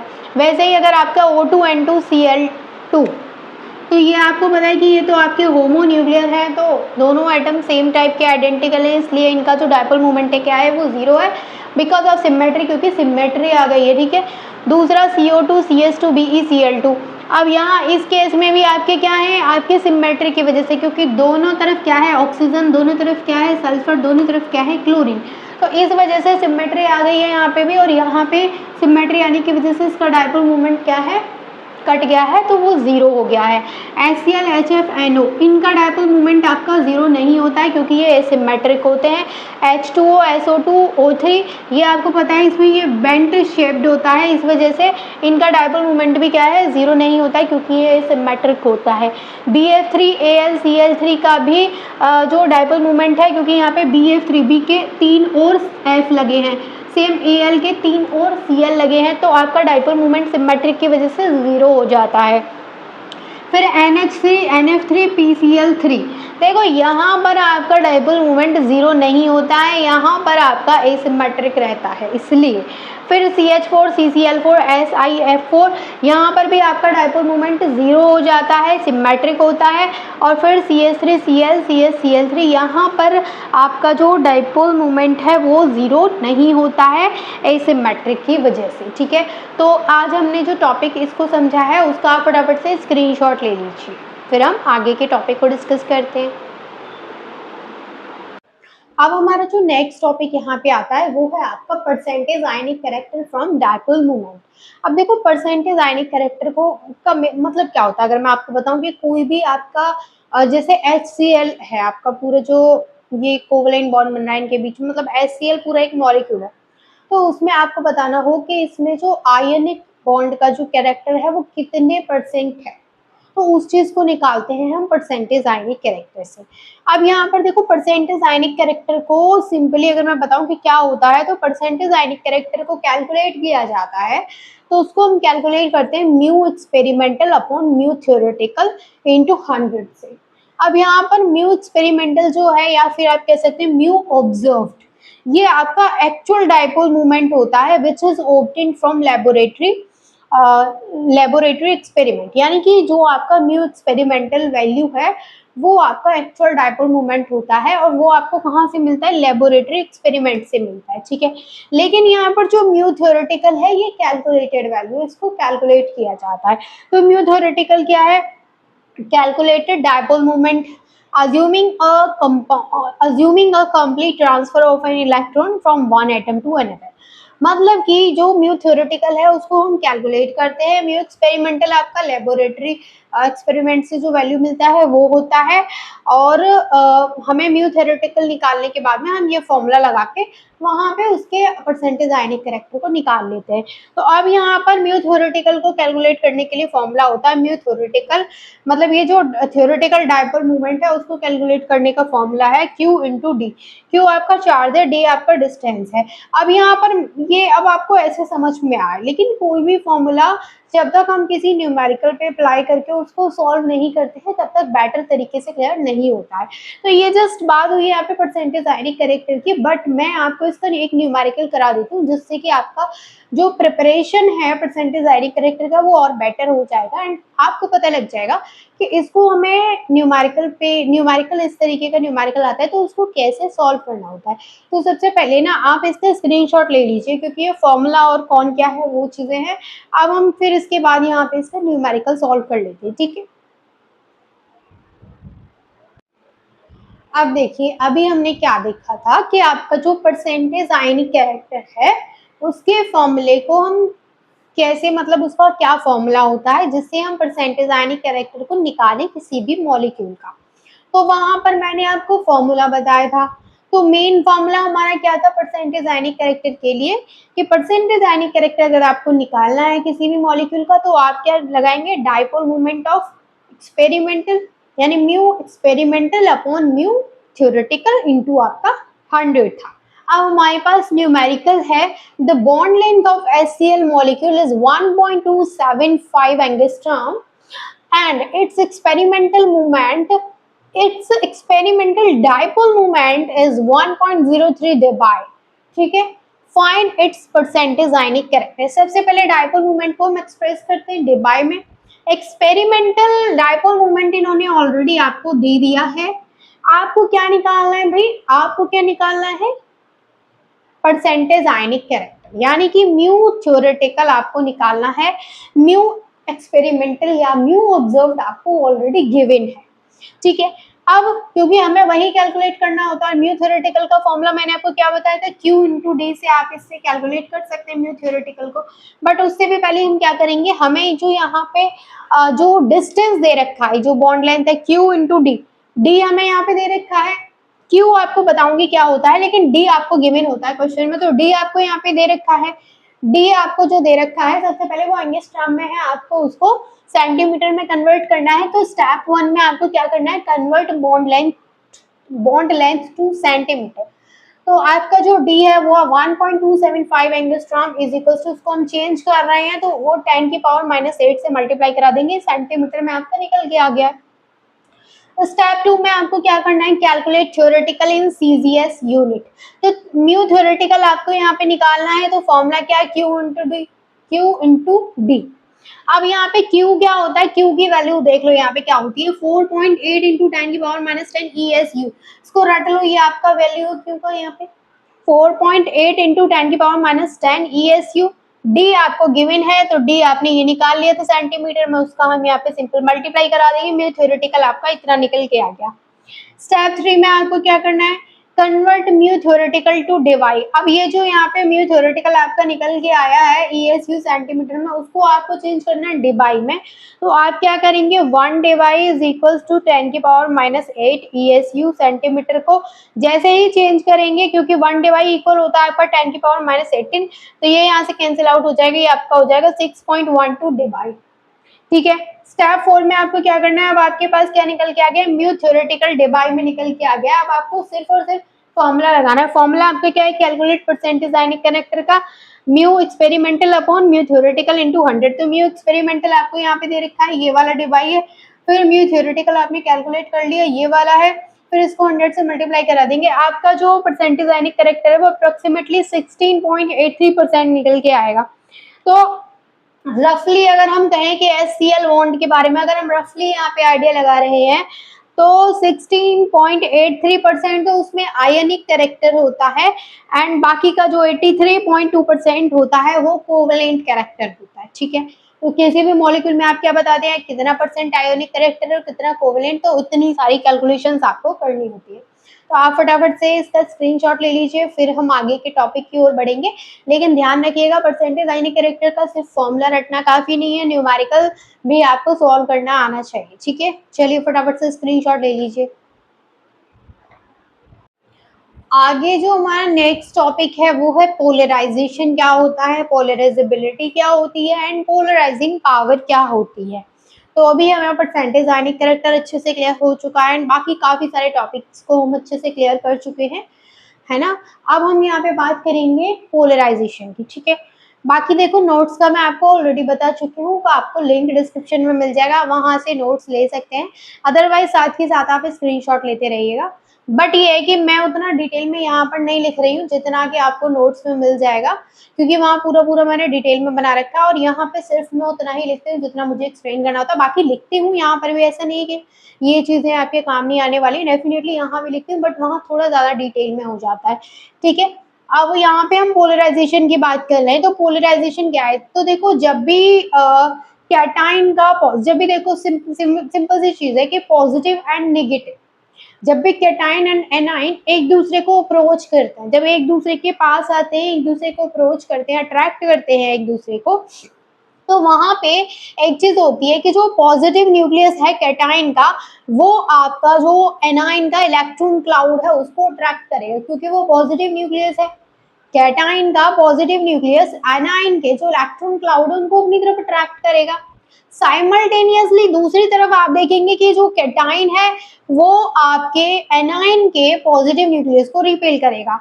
यानी अब जो कैटाइन है वो आपके एनाइन के पॉजिटिव न्यूक्लियस को रिपेल भी करेगा, साथ के साथ दोनों काम साइमल्टेनियसली हो रहे हैं। And this dual action distorts, deforms or pulls the spherical electron cloud of the anion towards the cation। अब देखो होता क्या है, यहाँ पर ना दो चीजें हो रही हैं कि आपका जो पॉजिटिव न्यूक्लियस है कैटाइन का वो एनाइन के इलेक्ट्रॉन क्लाउड को ट्रैक कर रहा है, दूसरी तरफ हम देख रहे हैं कि जो कैटाइन है आपका वो आपके जो आपका एनाइन का पॉजिटिव न्यूक्लियस है उसको रिपेल कर रहा है। तो दोनों काम एक साथ होने की वजह से क्या होता है कि जो आपका एनाइन है उसमें ना आपको डिस्टॉर्शन देखने को मिलता है, यानी वहां पर जो उसके इलेक्ट्रॉन क्लाउड्स हैं, जो उनके स्फेरिकल इलेक्ट्रॉन क्लाउड्स हैं, ये वो खिंचते हैं, तो एक तरीके का वहां पे वो डिस्टॉर्ट्स होता है, आप ऐसे कह सकते हैं कि वहां पे ना डिस्टॉर्शन हो जाता है, और ये जो डिस्टॉर्शन होता है इसको हम बोलते हैं कि वहां पे पोलराइजेशन हो गया है। अब पोलराइजेबिलिटी क्या होती है, तो the is with an anion electron cloud can be distorted by a cation, वही आपका पोलराइजेबिलिटी है। पोलराइजिंग पावर क्या होती है, पोलराइजिंग पावर, तो देखो पोलराइजिंग पावर क्या होती है कि आपका जो कैटाइन है, कैटाइन की वो एबिलिटी, कैटाइन की एबिलिटी कितनी होनी चाहिए, कैटाइन की वो एबिलिटी जिससे वो आपके एनाइन के जो इलेक्ट्रॉन क्लाउड है उनको डिस्टॉर्ट करा दे, वो ही आपका क्या होता है, पोलराइजिंग पावर होता है। ठीक है। तो पोलराइजेशन क्या होता है, पोलराइजेबिलिटी क्या होती है, एंड पोलराइजिंग पावर क्या होती है, तीनों चीजें आपको क्लियर है। तो फटाफट से आप इन तीनों का मतलब फटाफट से आप इसका स्क्रीनशॉट ले लीजिए, फिर हम आगे के टॉपिक को डिस्कस कर लेते हैं।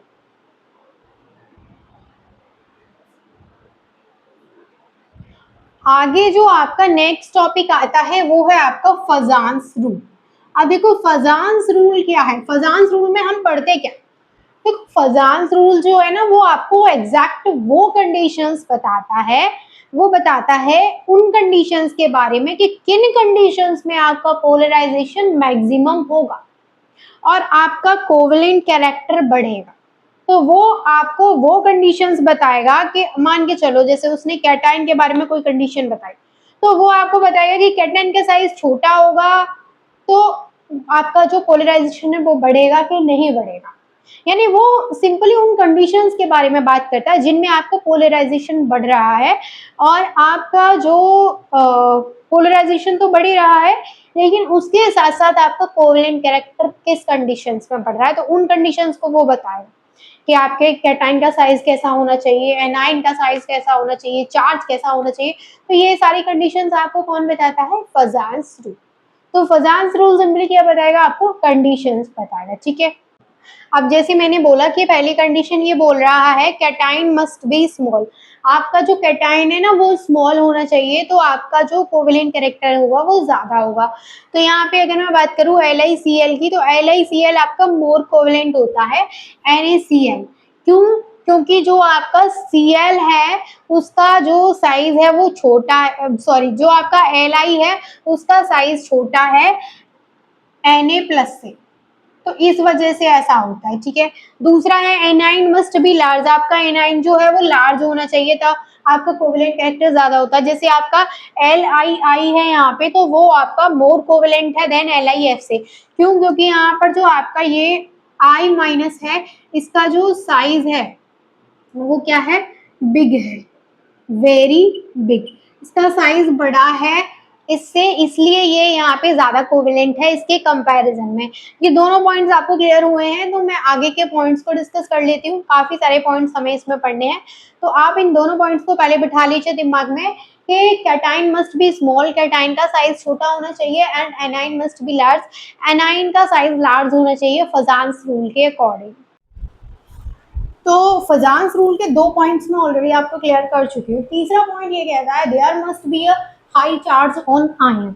यानी ये बोलता है कि आपका जो आयन है उस पर हाई चार्ज होना चाहिए, हायर चार्ज होना चाहिए। जैसे हमारे पास यहाँ पे एग्जाम्पल है आपका ये कि AlCl3 is significantly more covalent than MgCl2। अब ऐसे क्यों होता है, ऐसा इसलिए होता है क्योंकि ये इस पे जो चार्ज है वो ज्यादा है एज कम्पेयर टू दिस।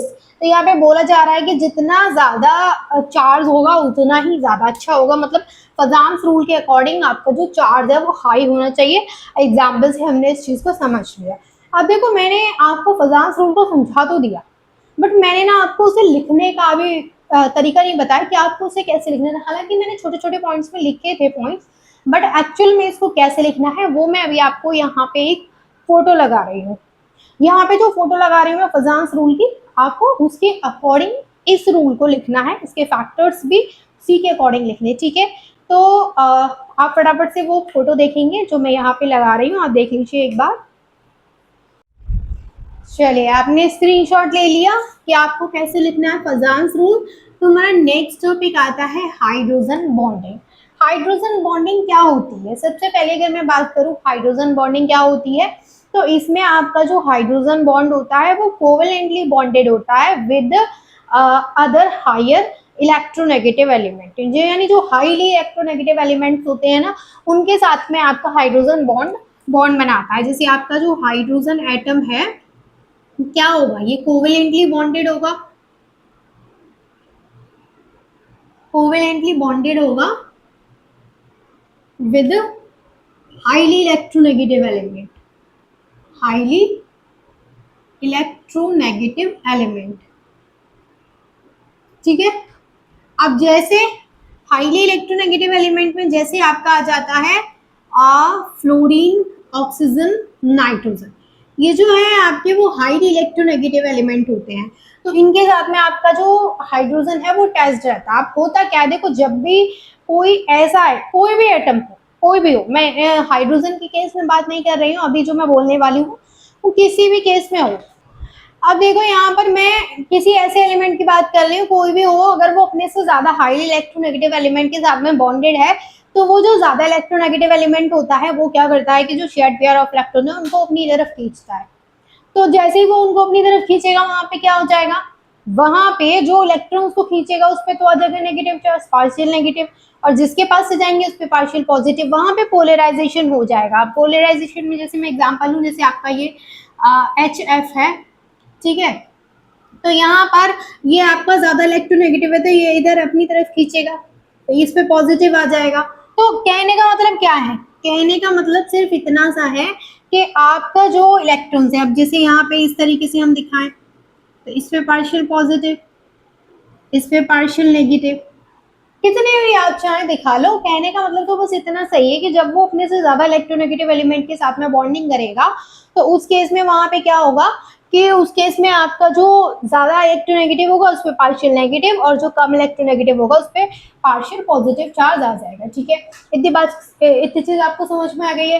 तो हाइड्रोजन बॉन्डिंग जो होती है ना, it is much stronger than, it is much stronger than, ये स्ट्रॉन्ग होती है, बताओ किससे स्ट्रॉन्ग होती है, स्ट्रॉन्गर देन, अभी आप पढ़ के आए थोड़ी देर पहले, क्या, वांडरवाल फोर्सेस, वांडरवाल्स फोर्सेस से ये क्या होती है, स्ट्रॉन्ग होती है। हाइड्रोजन बॉन्डिंग आपका ये जो अट्रैक्शन है वो वांडरवाल्स फोर्सेस से क्या होता है, स्ट्रॉन्ग होता है, लेकिन वीक होता है, फुली कोवलेंट और but weaker then, weaker then fully covalent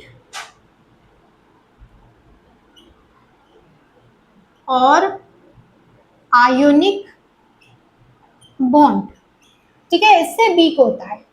अब इतनी चीज आपको क्लियर हो गई है हाइड्रोजन बॉन्डिंग के बारे में। हाइड्रोजन बॉन्डिंग क्या है, हाइड्रोजन आपका हाईली इलेक्ट्रोनेगेटिव एलिमेंट के साथ में बॉन्डिंग होगा, और ये आपका वैन डर वाल्स फोर्सेस से स्ट्रॉन्ग होता है, लेकिन कोवेलेंट और आयोनिक बॉन्ड से ये आपका वीक होता है। फिर हम बात करते हैं इसके टाइप्स के बारे में, तो आप इसका स्क्रीनशॉट ले लीजिए, फिर हम इसके टाइप्स को डिस्कस कर लेते हैं। अब देखिए यहाँ पे टाइप्स ऑफ हाइड्रोजन बॉन्डिंग के बारे में, तो हाइड्रोजन बॉन्डिंग के ना दो टाइप्स होते हैं। पहला होता है आपका intermolecular hydrogen bonding, intermolecular hydrogen bonding, और दूसरा आपका होता है intramolecular hydrogen bonding, intramolecular hydrogen bonding.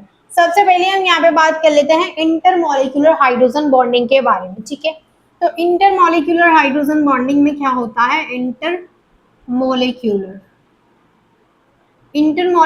Hydrogen bonding में क्या होता है, देखो, अकर व्हेन टू और मोर सेपरेट मॉलिक्यूल्स आर प्रेजेंट, यानी कि ये जो होती है ये क्या करती है, ये आपके जो आपकी इंटरमॉलिक्यूलर हाइड्रोजन बॉन्डिंग होती है वो तब होती है जब दो या दो से ज्यादा सेपरेट मॉलिक्यूल्स के बीच में होती है, सेपरेट मॉलिक्यूल्स के बीच में होती है, याद रखिएगा। जैसे एग्जांपल में हम करा दें, आपका ये HF है और ये दूसरा मॉलिक्यूल HF का, ये तीसरा मॉलिक्यूल HF का, तो इस पे क्या है, पार्शियल नेगेटिव, इस पे पार्शियल पॉजिटिव, इस पे पार्शियल नेगेटिव, इस पे पार्शियल पॉजिटिव, इस पे पार्शियल नेगेटिव, इस पे पार्शियल पॉजिटिव, ये जो है बीच में ये आपका क्या है, इंटरमॉलिक्यूलर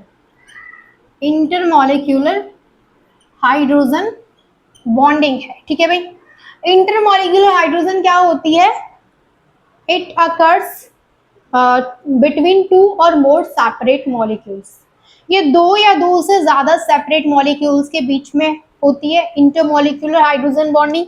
दूसरा मैं यहाँ पे एग्जांपल लेती हूँ इंट्रामॉलिक्यूलर हाइड्रोजन बॉन्डिंग का, तो इंट्रामॉलिक्यूलर किस में होगी भाई, इंट्रामॉलिक्यूलर हाइड्रोजन बॉन्डिंग सेम वही चीज है कि जब ये सेपरेट मॉलिक्यूल के अंदर हो रही है तो ये with in the same molecule होगी, यानी it occurs with in the same molecule, with in same molecule, एक ही मॉलिक्यूल के अंदर होगी। ये कैसे, देख लेते हैं एग्जांपल।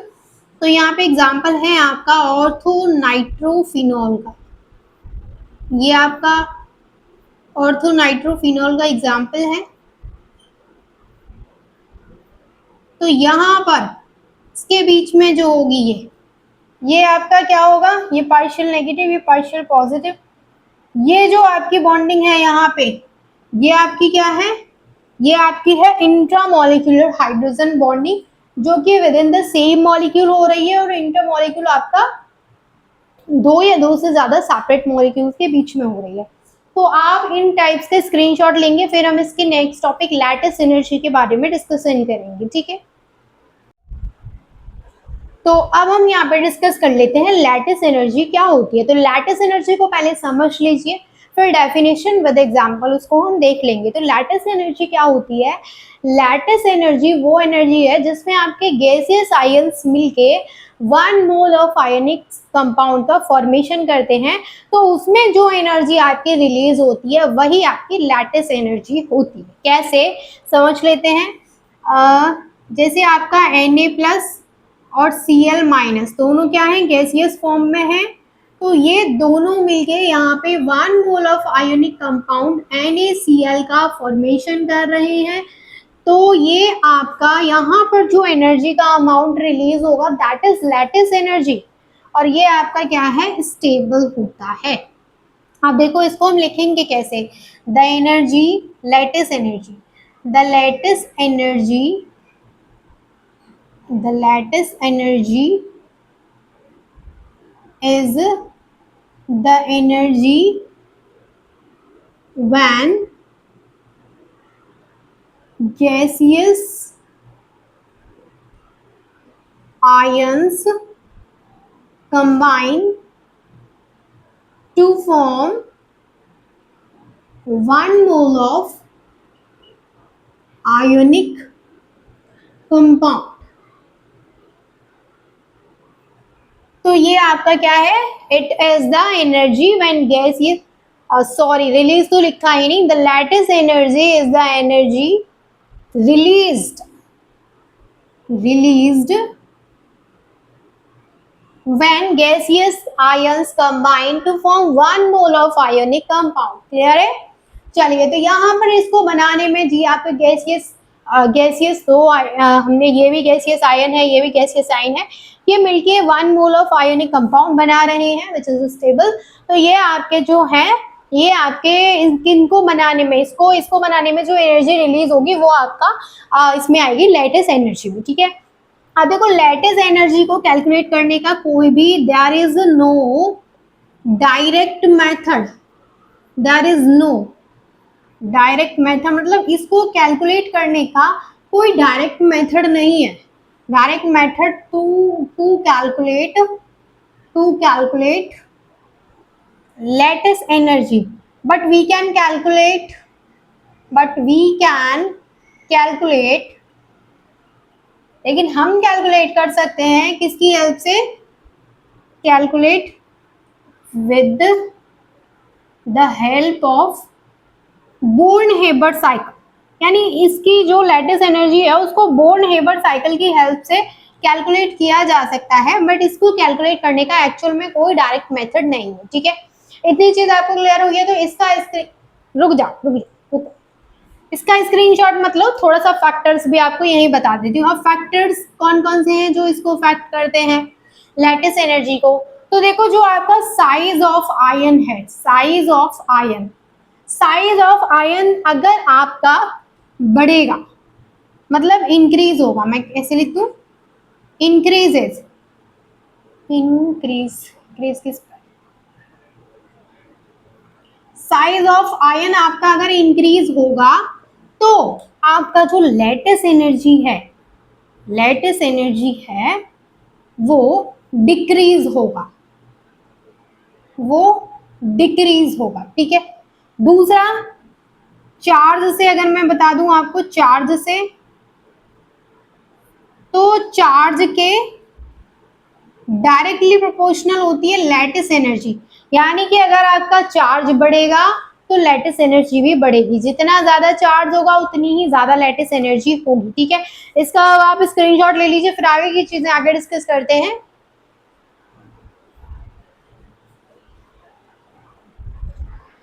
अब देखिए यहाँ पर लैटिस एनर्जी को कैलकुलेट करने का formula, lattice energy can be calculated। Lattice energy को हम ऐसे कैलकुलेट कर सकते हैं, ये फॉर्मूला है आपका Na E² Z1 Z2 upon में R 1 - 1 अपॉन n। यहाँ पर देखो जो आपका Na है ये वाला, वो है आपका एवोगैड्रो नंबर, जिसकी वैल्यू होती है 6.022 इंटू 10⁻23 मोल्स। फिर E है आपका charge of electron, Z1 and Z2 है आपका यहाँ पे इलेक्ट्रोवैलेंसी, R है आपका इंटर आयोनिक डिस्टेंस, एंड ए है आपका मेडलंग कांस्टेंट और एन है आपका बोर्न कांस्टेंट। तो ये बात हो गई हमारे जस्ट लैटिस एनर्जी के टॉपिक की। आप फटाफट से इसका स्क्रीनशॉट ले लीजिए, फिर हम आगे अपना नेक्स्ट टॉपिक समझते हैं, ठीक है।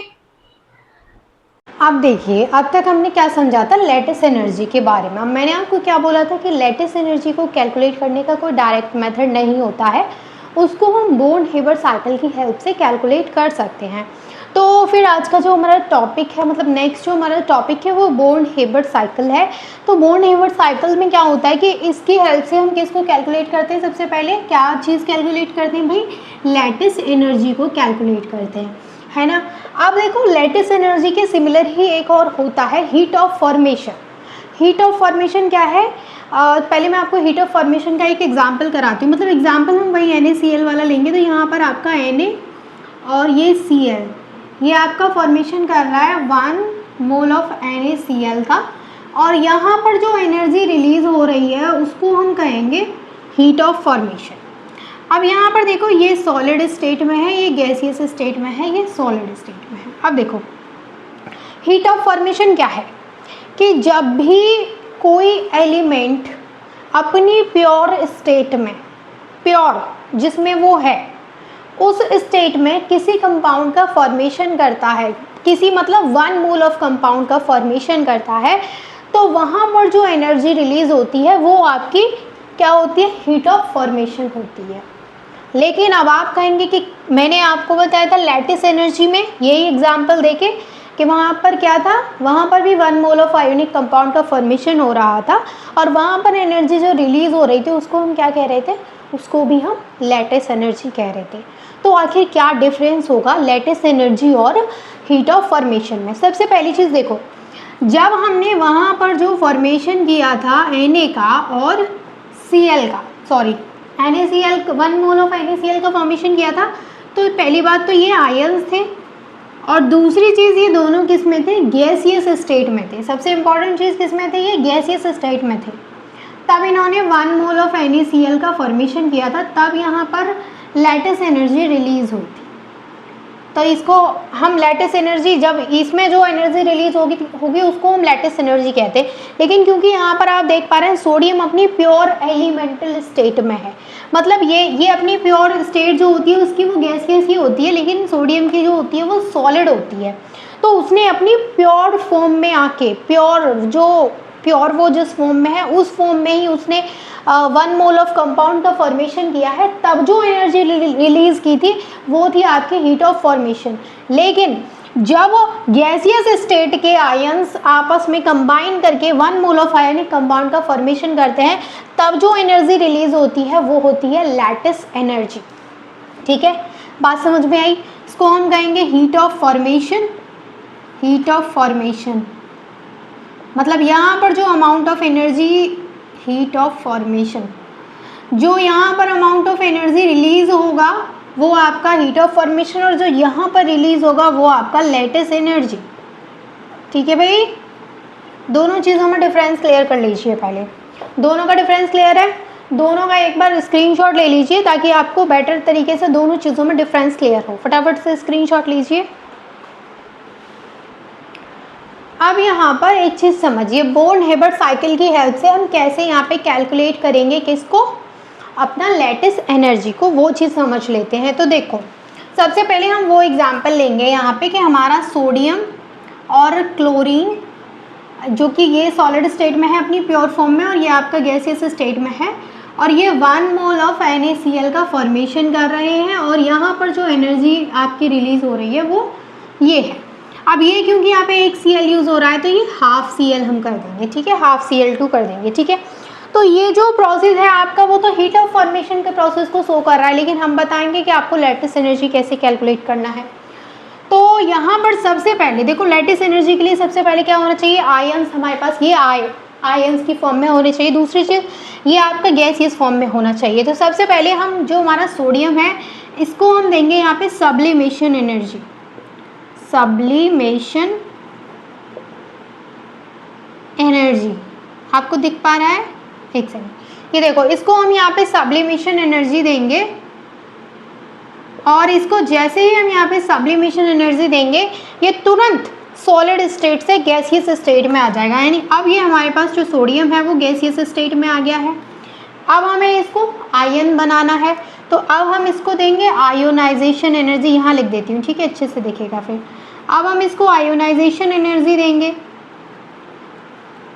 आयोनाइजेशन एनर्जी देंगे तो ये हमारा बन जाएगा Na+, और वो भी किस में है, गैसियस स्टेट में है, वो भी किस में है, गैसियस स्टेट में है। तो ये तो रेडी हो चुका है अब लैटिस एनर्जी को कैलकुलेशन के लिए, लेकिन अभी ये रेडी नहीं है। अब हम यहाँ पे क्या करेंगे, इसको हम देंगे बॉन्ड डिसोसिएशन एनर्जी। तो इसको हम यहाँ पे देंगे बॉन्ड डिसोसिएशन एनर्जी, और क्योंकि यहाँ पर भी क्या लगा है, यहाँ पर भी आपका हाफ लगा है, तो हम इसको भी हाफ कर देंगे, ठीक है। अब इसको हम जैसे ही ये एनर्जी देंगे तो ये तुरंत किस में आ जाएगा, यहाँ पे एक क्लोरीन बन जाएगा ये, और गैसियस में तो ये ऑलरेडी है। अब हम इसको चेंज करेंगे आयन में, तो हम यहाँ पे एक इलेक्ट्रॉन गेन करा देंगे जिसको हम बोलेंगे इलेक्ट्रॉन एफिनिटी। यहाँ पे हम गेन कराएंगे इलेक्ट्रॉन, तो इसको हम बोलेंगे इलेक्ट्रॉन एफिनिटी। यहाँ से एनर्जी रिलीज होगी, इसको हम माइनस लिखेंगे, और ये आपका जो क्लोरीन है वो माइनस बन जाएगा। अब ये दोनों किस में है, गैसियस स्टेट में बन चुके हैं। अब ये दोनों आपस में रिएक्शन करके 1 मोल ऑफ आयोनिक कंपाउंड का यहाँ पे फॉर्मेशन करेंगे जो कि सॉलिड स्टेट में है, और यहाँ से जो एनर्जी रिलीज होगी वो आपकी लैटिस एनर्जी होगी। मतलब ये जो आपने प्योर फॉर्म में था वो तो झटाक से आपने एक रिएक्शन करा दी, लेकिन जब उसको आपने लैटिस एनर्जी उसकी कैलकुलेट करनी है तो आपको इतना लंबा प्रोसेस से गुजरना पड़ा, तब जाके आपका लैटिस एनर्जी यहाँ पे आया। कमाल की बात यहाँ पर ये है कि ये जो है ना आपका ये आपका इन सारी एनर्जी के इक्वल है। कैसे, देखिए, अगर हम यहाँ पे डेल्टा HF की बात करें, यहाँ पे हीट ऑफ फॉर्मेशन की, तो वो इक्वल है आपका सब्लिमेशन एनर्जी, मैं ऐसे लिख देती हूँ SE, sublimation energy plus ionization energy plus dissociation energy, फिर माइनस इलेक्ट्रॉन एफिनिटी माइनस क्या है आपका लैटिस एनर्जी। ये फॉर्मूला आपको याद रखना है, ठीक है भाई, ये चीज़ आपको याद रखनी है। तो ये ओवरऑल आपका बोर्न हिबर्ट साइकिल में आपको यही एग्जाम्पल बनाना है, और ये बहुत इजी है, आपको कुछ नहीं करना है, सिर्फ आपको एक एक स्टेप को यहाँ पे फॉलो करना है, एंड देन आपका काम हो जाएगा। इसका स्क्रीनशॉट ले लीजिए। फिर हम इस चैप्टर के लास्ट टॉपिक की ओर बढ़ते हैं जो कि है आपका सॉल्वेशन एनर्जी। फटाफट से इसका स्क्रीनशॉट लें। अब आता है हमारा next topic, that is solvation energy. Next and last, ये आपका इस चैप्टर का लास्ट टॉपिक है। इसके बाद हमारा जो वन शॉट है वो हो जाता है कंप्लीट। सारे टॉपिक को हमने यहाँ पे कवर किया है, नोट्स आपको डिस्क्रिप्शन में मिल जाएंगे। तो लास्ट टॉपिक जो है आपका, इसे समझ लेते हैं कि सॉल्वेशन एनर्जी क्या होता है। तो solvation energy, it is the amount of energy released when solute ions और molecules are interact with and are surrounded by solvent molecule. क्या है कि जब भी आपके सोल्यूट आयंस या फिर मॉलिक्यूल, सॉल्यूट जो होता है वो आपका इंटरेक्ट करता है किसी सॉल्वेंट के साथ में, या फिर वो सराउंडेड रहता है किसी सॉल्वेंट मॉलिक्यूल से, तो वहाँ पर जो एनर्जी रिलीज होगी वो आपकी सॉल्वेशन एनर्जी होगी। अब यहाँ पर देखो, एक छोटा सा डाउट रहता है सॉल्वेशन एनर्जी और हाइड्रेशन एनर्जी में। सॉल्वेशन एनर्जी और हाइड्रेशन एनर्जी में बहुत सारे लोग ऐसे होंगे जो सॉल्वेशन एनर्जी को ही हाइड्रेशन एनर्जी कहेंगे। ऐसा नहीं है कि सॉल्वेशन एनर्जी आपका हाइड्रेशन एनर्जी नहीं है, लेकिन थोड़ा सा वहाँ पे आपको डिफरेंस तो पता होना चाहिए। तो डिफरेंस ये है कि सॉल्वेशन एनर्जी की जब हम बात करते हैं तो इस केस में जो आपका सॉल्वेंट होता है इस केस में जो आपका सॉल्वेंट होता है वो आपका बेंजीन भी हो सकता है, अल्कोहल भी हो सकता है और एसीटोन भी हो सकता है एंड इसके अलावा भी हो सकते हैं। लेकिन अगर मैं बात कर रही हूँ हाइड्रेशन एनर्जी के बारे में, तो इन दिस केस आपका जो सॉल्वेंट होगा वो सिर्फ और सिर्फ क्या होगा, वाटर, H2O। इस केस में आपका जो सॉल्वेंट है, हाइड्रेशन एनर्जी की अगर हम बात कर रहे हैं तो उस केस में जो आपका सॉल्वेंट है वो वाटर ही होगा। लेकिन अगर हम सॉल्वेशन एनर्जी की बात कर रहे हैं तो उस केस में जो आपका बेंजीन है, अल्कोहल, एसीटोन, इसके अलावा भी आपके सॉल्वेंट हो सकते हैं, बट इस केस में आपको पता होना चाहिए कि स्पेसिफिक टर्म आपका वाटर ही यूज होगा। ठीक है, आगे बात कर लेते हैं इसके कुछ फैक्टर्स की। हम यहाँ पे बात कर लेते हैं। तो सबसे पहला जो फैक्टर है सॉल्वेशन एनर्जी या फिर हाइड्रेशन एनर्जी का, वो है चार्ज। तो चार्ज के डायरेक्टली प्रोपोर्शनल होती है ये एनर्जी। जितना आपका चार्ज बढ़ेगा उतना ही ज़्यादा एनर्जी होगी, जितना चार्ज कम होगा उतना ही कम एनर्जी होगी। यानी कि if charges increases then energy increases, if charges decreases then energy decreases. ठीक है, अब समझो एग्जाम्पल से, जैसे आपका Al3+ है तो इसकी ज़्यादा, Mg2+ है इसकी कम, Na+ है इसकी और भी कम। दूसरा फैक्टर अफेक्टिंग समझिए भाई, साइज जो होता है, हाय एनर्जी लिख देते हैं पहले, energy is inversely proportional to size के कैसे, देखो आपका साइज बढ़ेगा, आपका जो एनर्जी है वो कम होगा, आपका साइज घटेगा, एनर्जी बढ़ेगा, फिर एनर्जी बढ़ेगा, साइज घटेगा। मतलब कि आपका जो साइज है वो एनर्जी के इन्वर्सली प्रोपोर्शनल होता है। अगर साइज आपका बढ़ रहा है तो एनर्जी आपका घटेगा, अगर एनर्जी आपका बढ़ रहा है तो साइज आपका मतलब एनर्जी घट रहा है तो साइज बढ़ेगा। ठीक है, तो ये आपको क्लियर हो गया। इसी के साथ हमारा जो चैप्टर है वो भी ख़त्म होता है, मतलब ख़त्म नहीं हुआ है, मतलब कंप्लीट हुआ है। ठीक है, तो आपका जो molecular polarity and weak chemical forces था वो आपका कंप्लीट होता है। अगर इस चैप्टर में आपको कोई भी कैसा भी डाउट है आप कमेंट करके पूछ सकते हैं, और नोट्स आपको डिस्क्रिप्शन में मिल जाएंगे। वरना मैं आपसे यही कहूँगी कि अगर आपने चैप्टर अच्छे से पढ़ा है तो नोट्स अपने बनाइए, अपनी लैंग्वेज में बनाइए, उनको आपको रिवाइज़ करने के लिए अलग से बहुत ज़्यादा टाइम देने की ज़रूरत नहीं पड़ेगी। बट जो मैंने नोट्स प्रिपेयर किए वो मेरे हिसाब से हैं और जो आप करेंगे वो आपके हिसाब से होंगे। तो कोशिश ये करनी है कि नोट्स अपने आप बनाइए। बट कुछ होते हैं ना आलसी, उनके लिए है कि वो डिस्क्रिप्शन में जाके नोट्स ले सकते हैं, अदरवाइज़ आप खुद से नोट्स बनाइएगा अपनी लैंग्वेज में। और आई होप यहाँ तक आपको सारी चीज़ें क्लियर हैं। कोई भी ऐसा भी डाउट हो आप पूछ सकते हैं, फिर से कह रही हूँ। एंड इसके अलावा नेक्स्ट चैप्टर भी आपका बहुत जल्दी आएगा, यानी 5-6 दिन का टाइम लगेगा इसके बाद, लेकिन बहुत जल्दी हम यहाँ पे सारे वन शॉट आपको प्रोवाइड कराएंगे। और अगर आपको ये वीडियो अच्छा लगा हो तो वीडियो को लाइक एंड चैनल को सब्सक्राइब ज़रूर कर लेना। ठीक है, थैंक यू सो मच।